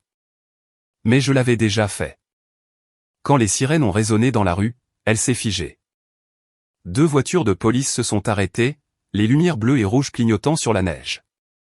Les officiers sont sortis, leur voix calme mais ferme. Madame, dit l'un, reculez de la porte. Elle a résisté, criant quelque chose à propos de trahison, à propos de famille, avant qu'ils ne la prennent par le bras et l'emmènent. La bouteille s'est brisée sur l'allée, scintillante comme de la glace sous les lumières. Un officier est venu à la porte. Ça va, madame? J'ai hoché la tête, lui montrant ma carte d'identité et l'ordonnance restrictive sur mon téléphone. Tout est enregistré, il a hoché la tête. Bien. Nous la mettrons en état d'arrestation pour trouble à l'ordre public et violation d'ordonnance. Vous recevrez les papiers demain. Quand ils sont partis, je suis resté un long moment sur le pas de la porte, l'air nocturne vif contre ma peau. À l'intérieur, Chloé a jeté un coup d'œil depuis le couloir, son visage pâle. Elle est partie ? Elle est partie, ai-je dit doucement. Elle est venue et m'a serré dans ses bras. Ses petites mains étaient chaudes. Bien, a-t-elle murmuré. Elle ne peut plus nous faire de mal. J'ai regardé par-dessus sa tête la rue vide, la neige tombant à nouveau en petits flocons réguliers. La lumière du porche a vacillé une fois, puis s'est fixée. Peut-être que c'est à ça que ressemblaient les fins, pas de feu ou de fureur, juste le son tranquille d'une porte qui se refermait enfin. Le premier coup de poing arriva juste après minuit, sec et irrégulier contre la porte. Chloé dormait, recroquevillée sous sa couverture, et pendant une seconde, je crus l'avoir imaginé. Puis il revint. 3 coups rapides, le son du désespoir plus que de la force. Je sortis du lit, le cœur battant, et vérifiai le flux de la caméra sur mon téléphone. Evelyne se tenait sur le porche, vacillant sous la lumière du porche, les cheveux emmêlés, le visage pâle.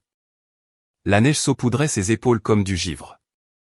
Une main serrait une bouteille à moitié vide, l'autre continuait de marteler la porte. « Julia, ouvre. Tu as ruiné ma vie. » Mon souffle se coupa. Ce n'était pas la première fois qu'elle venait sans y être invitée, mais ce soir, c'était différent. Sauvage, déchaîné. Je reculai dans le couloir et murmurai, « Chloé, reste dans ta chambre. Verrouille la porte. » Elle s'assit, effrayée. « C'est encore elle ? » « Oui, reste tranquille. » Le coup suivant fit trembler les gonds. « Je veux juste parler, » cria Evelyne. « Tu ne peux pas me fermer la porte. Nous sommes de la famille. » J'ai allumé la caméra, enregistrant, et j'ai composé le 911. Ma voix était calme, presque détachée. Violation d'ordonnance restrictive. Ma sœur est ivrée devant ma porte. Pendant que l'opératrice parlait, je regardais Evelyne faire les 100 pas sur le porche. Elle donna un coup de pied dans le pot de fleurs, marmonnant des jurons, les larmes gelant sur ses joues. Quand les sirènes commencèrent à hurler au loin, elle tressaillit, mais elle ne partit pas. Les voitures de police arrivèrent en quelques minutes, les lumières rouges et bleues traversant la nuit. 2 officiers sortirent, leurs bottes crissant sur la neige.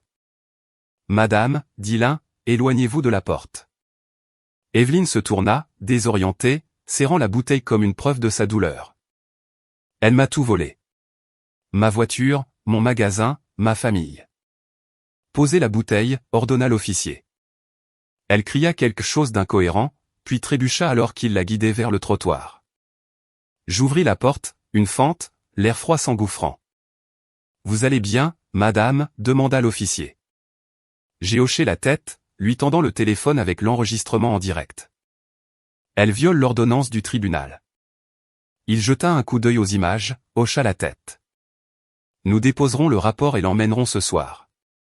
Alors qu'il faisait monter Evelyne dans la voiture, elle leva les yeux vers moi, les yeux rouges, la voix rauque. Tu penses que ça te rend forte ?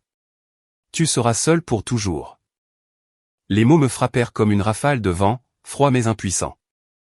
Je fermai la porte sans répondre. À l'intérieur, la maison était silencieuse. Chloé jeta un coup d'œil depuis sa chambre, les yeux écarquillés. Ils l'ont emmenée ? Oui, dis-je doucement. Retourne dormir. Elle hocha la tête, mais hésita. Elle ne reviendra pas, n'est-ce pas ? Non, dis-je, plus maintenant. Quand les phares disparurent dans la rue, j'ai finalement expiré. Le silence qui s'ensuivit n'était pas la paix. C'était l'épuisement. Le lendemain matin, Miles a appelé. Le rapport de police est passé. Il a dit, violation confirmée. J'ai déjà organisé le renouvellement de l'ordonnance restrictive, une durée prolongée, des limites plus strictes. Merci, ai-je dit. Elle sera traitée cette nuit. Peut-être une probation. Ne t'inquiète plus pour elle. Je voulais le croire. Mais l'inquiétude ne s'éteint pas comme une lumière. Cet après-midi-là, je me suis assise près de la fenêtre, fixant la neige qui fondait sur les branches. Mon reflet semblait calme, mais mes mains tremblaient lorsque je soulevais la tasse. La ligne entre la pitié et le dégoût s'était estompée depuis longtemps. Je ne la haïssais pas. Je ne l'aimais pas non plus. Je ne la reconnaissais tout simplement plus. Une semaine plus tard, j'ai reçu un message vocal de maman. Son ton était cassant. Ta sœur est sortie maintenant. Le casier judiciaire ruinera sa carrière. J'espère que tu es heureuse. Carrière. Le mot m'a fait rire. Je n'ai pas rappelé. Les jours se sont écoulés tranquillement. Je me suis concentré sur le travail, sur les projets scolaires de Chloé, sur le souvenir de ce à quoi ressemblait la paix. Puis un nouveau message est arrivé de Miles, avis d'expulsion pour tes parents confirmés. Date finale, 2 février. Je suis resté assise à le fixer longtemps. Les mots ne m'ont pas choqué. Ils semblaient inévitables. Sans mes paiements, leur monde avait aussi commencé à s'effondrer. Ce soir-là, le téléphone a sonné à nouveau. Maman, j'ai répondu cette fois. Tu nous laisses vraiment dehors, a-t-elle exigé, sa voix tremblante. Ton père est malade, Julia. Il a besoin de ses médicaments. Nous n'avons nulle part où aller. Je vous ai aidé pendant des années, ai-je dit doucement. Vous auriez pu économiser. Vous avez choisi de ne pas le faire. Tu es sans cœur. Non, juste fini. Papa a saisi le téléphone, sa voix. Tu le regretteras, a-t-il grommelé. Nous sommes toujours ta famille. La famille n'utilise pas la culpabilité comme monnaie, ai-je dit, puis j'ai raccroché. Quand j'ai vérifié la caméra plus tard, leur voiture s'était brièvement arrêtée devant ma maison. Ils ne sont pas entrés, ils sont juste restés garés quelques minutes avant de partir. À la fin du mois, les serrures de la boutique avaient été changées. L'enseigne, Aspen Grace Boutique, avait disparu, ne laissant que de faibles lettres gravées dans la poussière. J'y suis passé un après-midi, garé de l'autre côté de la rue, et j'ai regardé par la fenêtre. Les mannequins avaient disparu, les étagères étaient nues. Le reflet d'Evelyne ne remplissait plus la vitre. Un couple est passé, lisant l'avis d'expulsion scotché à la porte. Quel dommage, dit l'un. Ça avait l'air chic. Trop chic pour cette ville, répondit l'autre. J'ai démarré la voiture et je suis parti. Plus tard cette semaine-là, Miles a de nouveau envoyé un email, ordonnance restrictive réaffirmée. Evelyne condamnée à une amende de $500 pour violation. Le tribunal avertit que toute récidive entraînera une peine de prison. J'ai fermé l'ordinateur portable, les mots se brouillant. J'ai pensé à la femme sur mon porche, tremblante dans le froid, criant son amour et sa ruine, et pendant une fraction de seconde, je l'ai plainte. Puis je me suis souvenu du visage de Chloé cette nuit-là, les yeux écarquillés, terrifiés, et la pitié s'est évaporée. Le jour suivant, une épaisse enveloppe arriva par courrier recommandé. À l'intérieur se trouvaient des copies officielles des documents d'expulsion et une lettre qui m'était adressée, écrite de la main tremblante de maman. Tu as brisé cette famille. La santé de ton père se détériore. Tu devrais avoir honte. Nous t'avons élevé pour que tu prennes soin des autres, pas pour les détruire. Aucune signature à la fin, juste le contour d'une tache de larmes sur le papier. Je l'ai plié soigneusement et l'ai jeté à la poubelle. Ce soir-là, alors que le soleil disparaissait derrière les montagnes, j'ai allumé la cheminée et me suis assise à côté de Chloé pendant qu'elle peignait. Elle travaillait sur une nouvelle pièce, une petite boîte en bois avec des étoiles gravées. « Qu'est-ce que tu fais ?» ai-je demandé. « Une boîte à souhaits, dit-elle. Tu y mets une bonne chose chaque jour. Puis, quand tu oublies à quel point tu as de la chance, tu l'ouvres à nouveau. » Je souris. « C'est magnifique. Tu peux la partager, dit-elle. Nous garderons nos bons jours ensemble. » Dehors, la neige commença à tomber à nouveau, épaisse et silencieuse. Je pensais à Evelyne, où elle pouvait être maintenant. Peut-être encore à me blâmer. Peut-être à se saouler de rage. Peut-être enfin à voir la vérité. Le téléphone fixe sonna une fois de plus. Le vieux numéro que mes parents utilisaient toujours. Je le laissai aller sur le répondeur. Leurs voix emplirent la cuisine, accusation, s'il vous plaît, promesse, toutes se mélangeant en un bruit statique. Quand ça s'arrêta, je le supprimai et me tournai vers Chloé. Qu'est-ce qu'on devrait écrire pour le souhait d'aujourd'hui? Elle réfléchit un instant, son pinceau tapotant sa lèvre. Peut-être que personne ne nous fera plus jamais de mal. J'ai hoché la tête. C'est une bonne idée. Tandis qu'elle rangeait le petit papier dans la boîte, je regardais la fenêtre sombre. La neige reflétait le scintillement du feu, douce et dorée. Pour la première fois, je réalisais que la paix ne signifiait pas l'absence de bruit. Cela signifiait apprendre à ne pas répondre quand le bruit se faisait entendre. À minuit, le téléphone était silencieux. Le monde extérieur aussi. Quelque part en ville, le nom d'Evelyne clignotait sur un autre rapport de police. Trouble à l'ordre public, ivresse publique, une autre amende. Miles s'en occuperait le matin. J'éteignis les lumières, verrouillai les portes et murmurai au silence, c'est fini. Et cette fois, je le crus presque. La nuit était immobile, trop immobile. Le genre de silence qui vous réveille avant que le bruit ne le fasse. Je me suis redressé, ne sachant pas pourquoi mon cœur battait la chamade, jusqu'à ce que je l'entende, un léger froissement dehors, puis le crissement de la neige sous les pneus. Je suis sorti du lit, faisant attention à ne pas réveiller Chloé, et j'ai regardé à travers le rideau. Une voiture tournait au ralenti sur le trottoir, les phares fendant le givre. Pendant un instant, rien n'a bougé. Puis une porte s'est ouverte. Une silhouette en est sortie, petite et recroquevillée contre le froid. Avant même qu'elle ne lève le visage, je savais que c'était Evelyne. Le même manteau sombre qu'elle avait porté au tribunal, maintenant taché de saleté et trop fin pour l'hiver. Elle se tenait sous le lampadaire, vacillant légèrement, les yeux vitreux, une bouteille pendue à sa main. Mon téléphone a vibré avec les alertes de mouvement de la caméra du Porsche. J'ai tapoté le flux, la regardant monter les marches. Le premier coup était doux, presque poli. « Julia » a-t-elle appelé, la voix étouffée.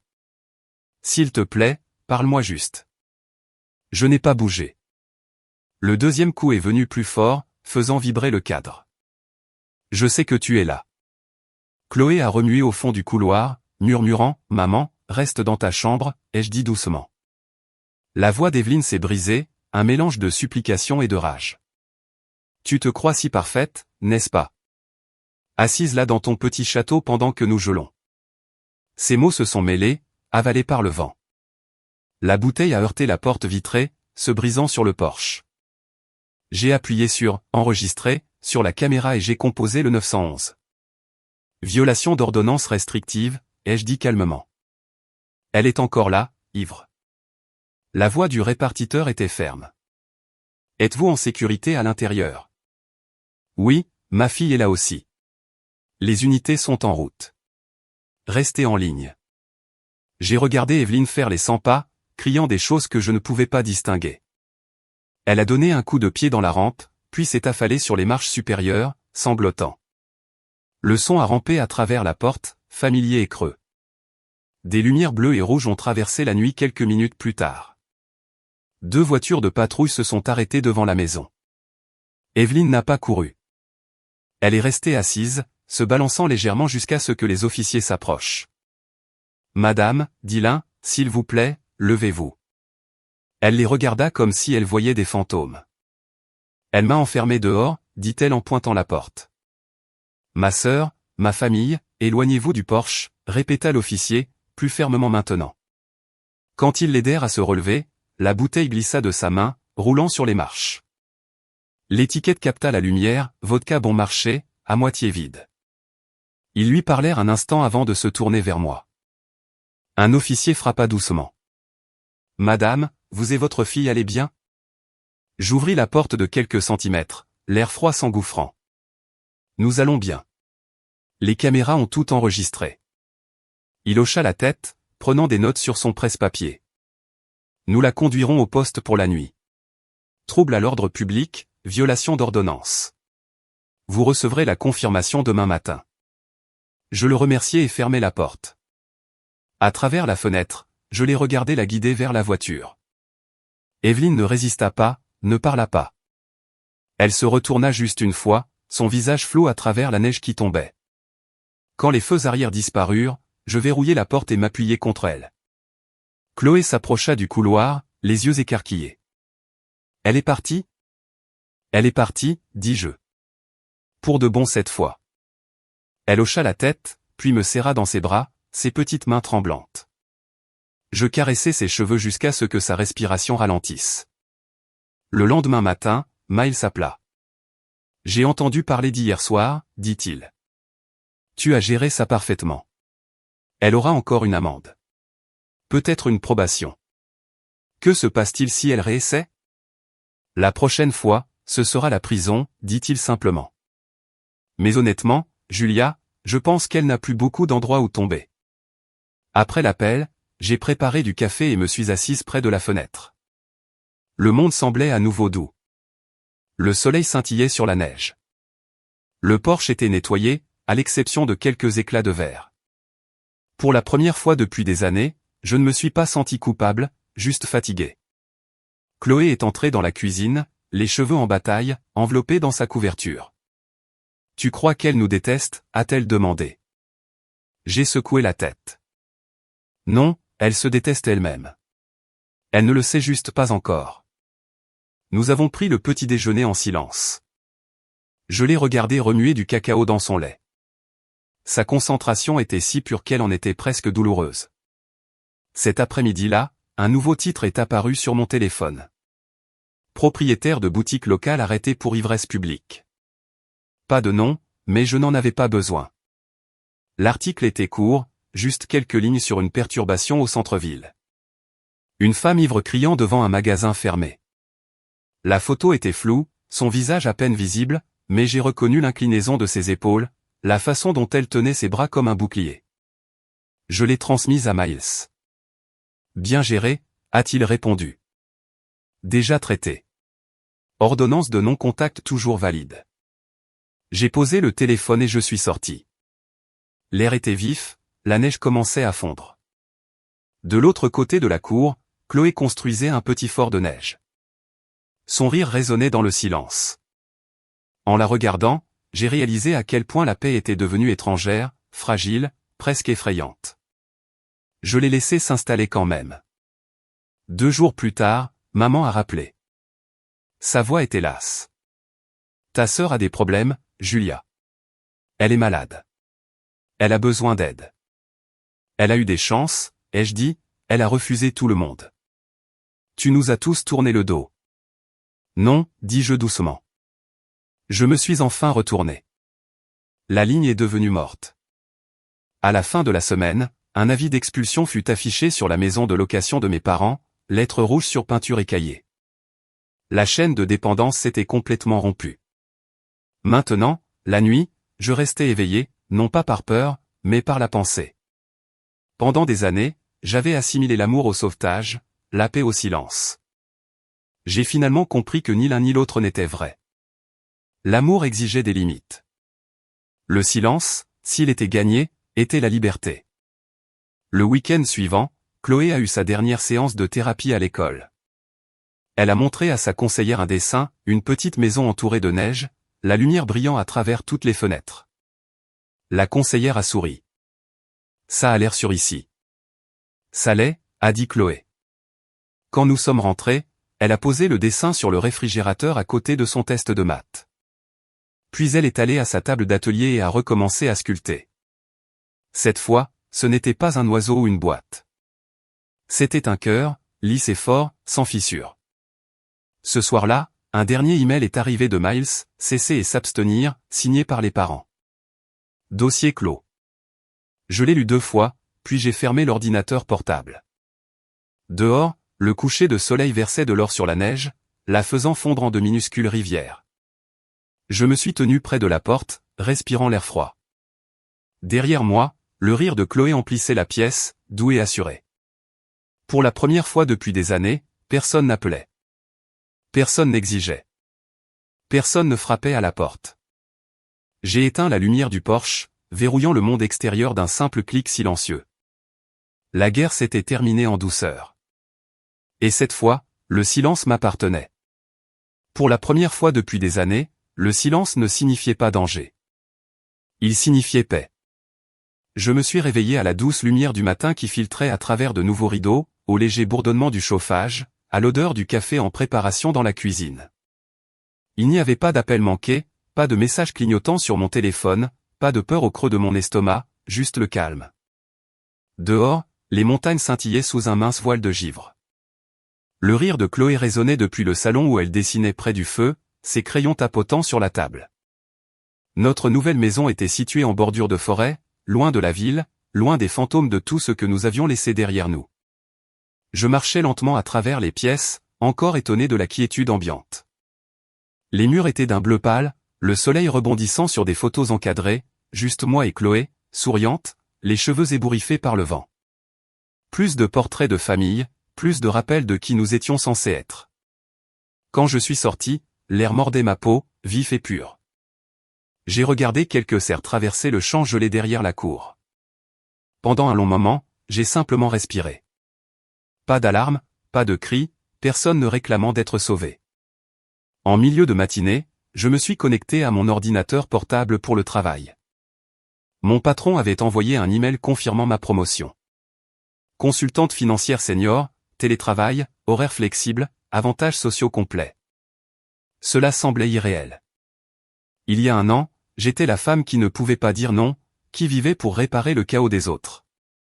Maintenant, je gérais ma propre vie, et c'était suffisant. Kazé m'a envoyé un message sur le chat. Félicitations, patronne. Un verre? Bientôt. J'ai souri, tapant en retour, chocolat chaud à ma cabane. J'en ferai plus. Quand Chloé est entrée du froid, les joues roses, je lui ai annoncé la nouvelle. Ça veut dire qu'on est riche maintenant, m'a-t-elle taquiné. Ça veut dire qu'on est stable, ai-je dit. Elle a hoché la tête comme si elle comprenait plus que la plupart des adultes ne pourraient jamais. Stable, c'est mieux. Nous avons passé l'après-midi à décorer le studio derrière la maison, un espace qui servait à la fois de bureau et d'atelier. L'odeur de sueur se mêlait au café, la lumière du soleil étirant de longues ombres sur le sol. Chloé peignait ses créations en bois pendant que j'ajustais des feuilles de calcul. De temps en temps, elle en tenait un renard, un oiseau, une petite lune sculptée et j'acquiesçais d'approbation. Au déjeuner, elle a demandé « Tu crois que grand-mère et grand-père ont une nouvelle maison maintenant ?» J'ai hésité, puis j'ai secoué la tête. Probablement un petit appartement. Ils s'en sortiront. Elle a serré les lèvres. Il te manque?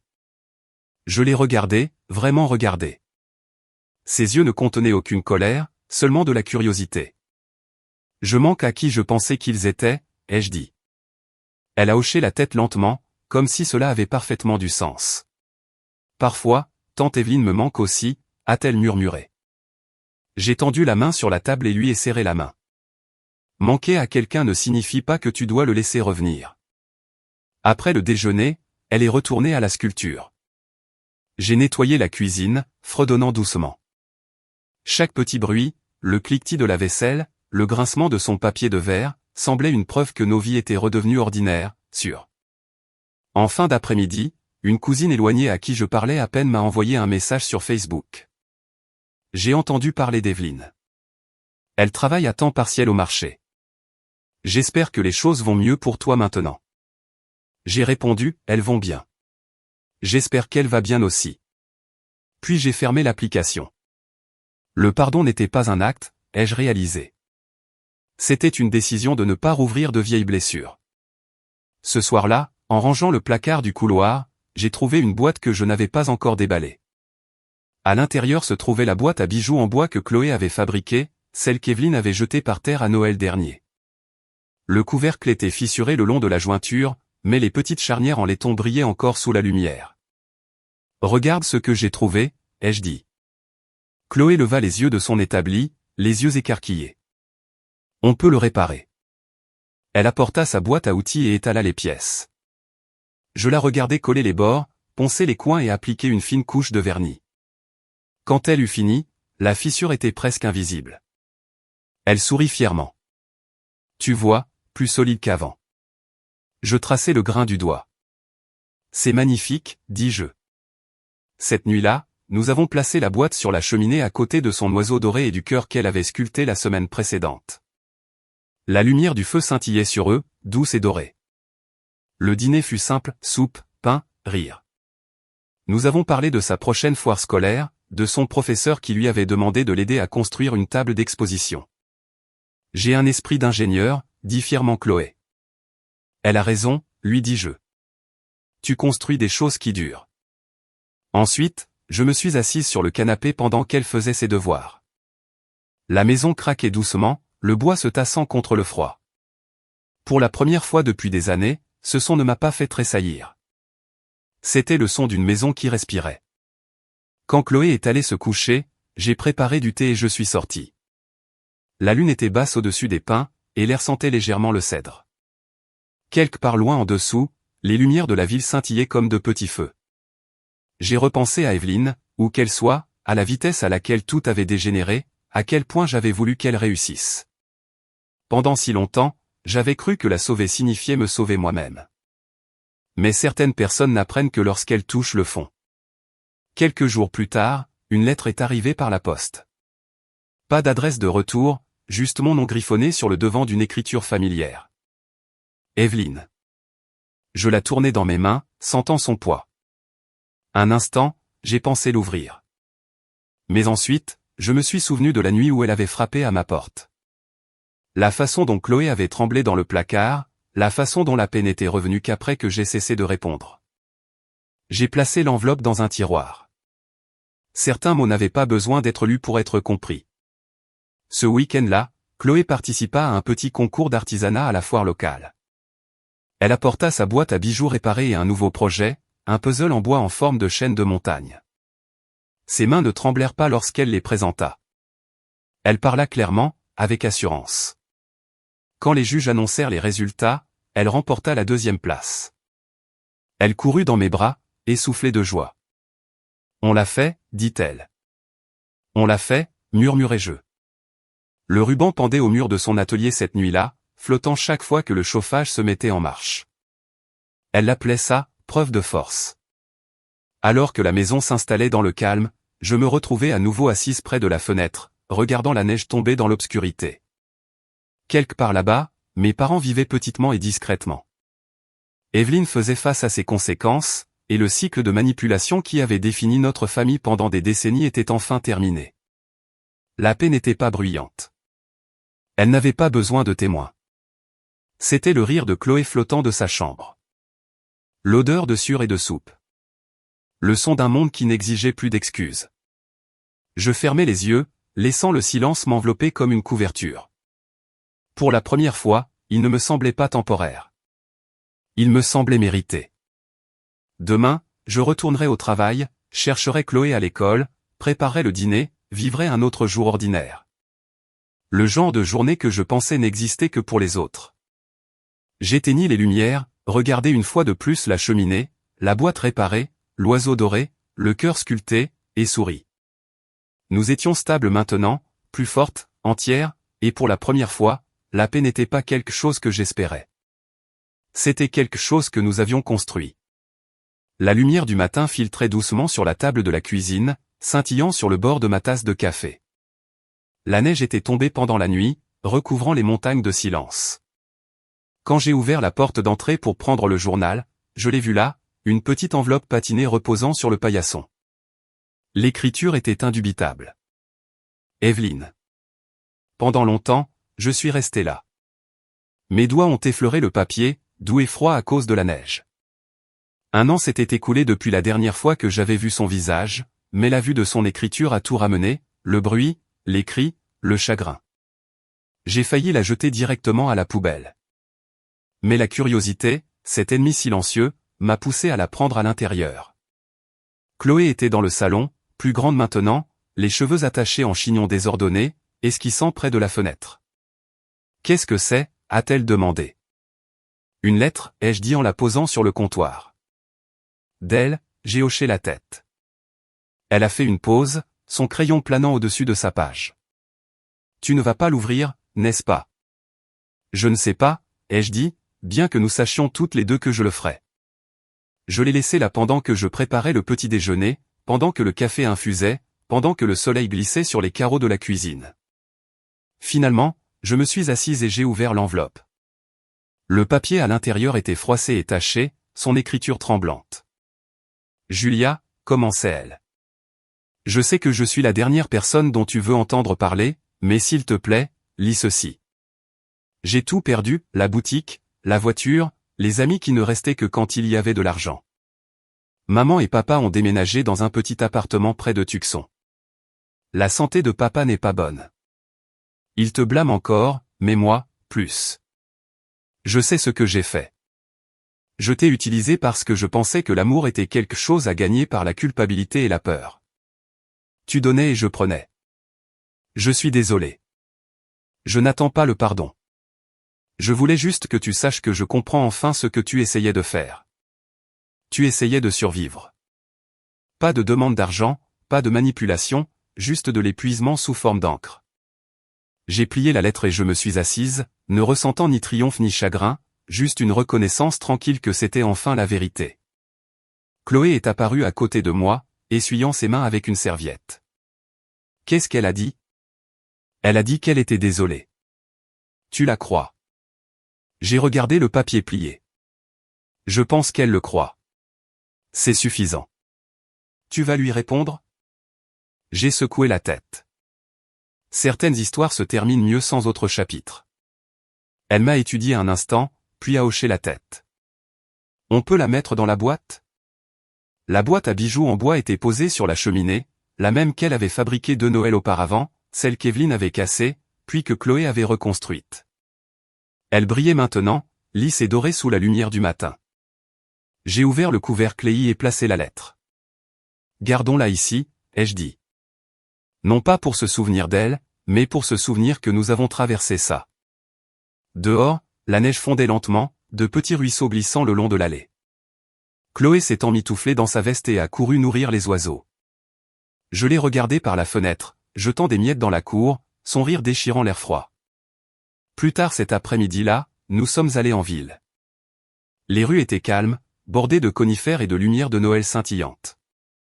1 an s'était écoulé exactement depuis que tout s'était effondré, et pourtant le monde semblait à nouveau entier.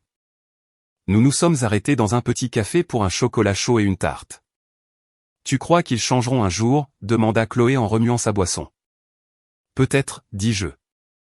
Mais changer ne signifie pas toujours revenir. Elle a souri.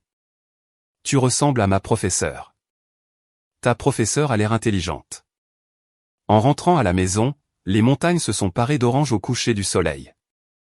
Chloé s'est endormie sur le siège passager, la tête appuyée contre la fenêtre. J'ai gardé une main sur le volant et l'autre sur la chaleur du moment. Pour la première fois, je n'ai pas ressenti le besoin de regarder par-dessus mon épaule. Ce soir-là, je me suis assise à mon bureau près du feu, la lettre toujours dans mon esprit. J'ai sorti mon journal et j'ai écrit « La paix n'est pas l'absence de bruit. C'est la décision d'arrêter d'y répondre. » J'ai fermé le livre et j'ai regardé autour de la maison. Chaque coin brillait, doux et doré. L'odeur de cirage et de cannelle persistait dans l'air. Les créations de Chloé étaient éparpillées sur les étagères. Un renard sculpté, une lune peinte, le cœur qu'elle avait fait en cèdre. Notre vie était pleine, non pas d'argent ou de luxe, mais de quelque chose de plus rare. Le lendemain matin, je me suis réveillé avant le lever du soleil. L'air était froid, encore ce genre qui rend tout plus aigu. J'ai fait du café, j'ai enroulé un châle autour de mes épaules et je suis sorti. Le ciel était teinté de rose et de bleu. La neige scintillait comme du verre. Quelque part dans les arbres, un oiseau chantait une seule note qui brisait le silence. J'ai pensé à Evelyne, où qu'elle soit, peut-être se réveillant sous un ciel similaire. Pour la première fois, la pensée ne m'a pas fait mal. J'ai murmuré dans l'air, « Je te pardonne. » Puis je me suis retourné et je suis rentré. Chloé m'attendait avec son carnet de croquis. « Qu'est-ce qu'on construit aujourd'hui ?» a-t-elle demandé. J'ai souri. « Quelque chose de nouveau. » Elle a souri, courant vers l'établi. « Je peux le concevoir ?» Bien sûr, ai-je dit. Elle a sorti des crayons et du papier, esquissant rapidement, ses cheveux tombant sur son visage. Je me suis tenu derrière elle, regardant les lignes prendre forme, une petite maison d'oiseaux avec des étoiles sculptées sur le toit. Elle a levé les yeux. « Pour que les oiseaux aient toujours un endroit sûr », a-t-elle dit. J'ai hoché la tête. C'est parfait. Nous avons passé le reste de la journée à poncer, coller, peindre. L'odeur de pain frais emplissait la pièce, se mélangeant au doux bourdonnement de la musique en arrière-plan. Le soir, la maison d'oiseaux était terminée. Simple et belle. Chloé a signé le dessous avec ses initiales et a ajouté un petit cœur à côté du mien. Cette nuit-là, après qu'elle soit allée se coucher, j'ai placé la nouvelle maison d'oiseaux sur le rebord de la fenêtre. Dehors, le monde était à nouveau silencieux. La neige tombait en petits flocons doux. Je me suis murmuré, nous avons construit notre paix morceau par morceau. Et cette fois, elle est à nous.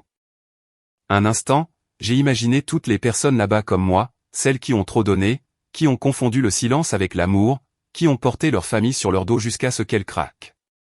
Peut-être regardait-elle, écoutait-elle, se demandait-elle si la paix était possible. Elle l'est. Il suffit d'arrêter d'attendre que quelqu'un d'autre vous l'attende. Si vous avez déjà eu à reconstruire après avoir été brisé. Si vous avez déjà appris que lâcher prise est une forme d'amour, alors vous comprenez déjà ce que ressent la paix. Dites-moi ce que cela signifie pour vous. Laissez vos pensées ci-dessous. Et si vous avez traversé votre propre tempête, restez avec nous. D'autres histoires arrivent sur la force, le pardon et le pouvoir tranquille de recommencer. Parce que parfois la vengeance la plus puissante est simplement de bien vivre.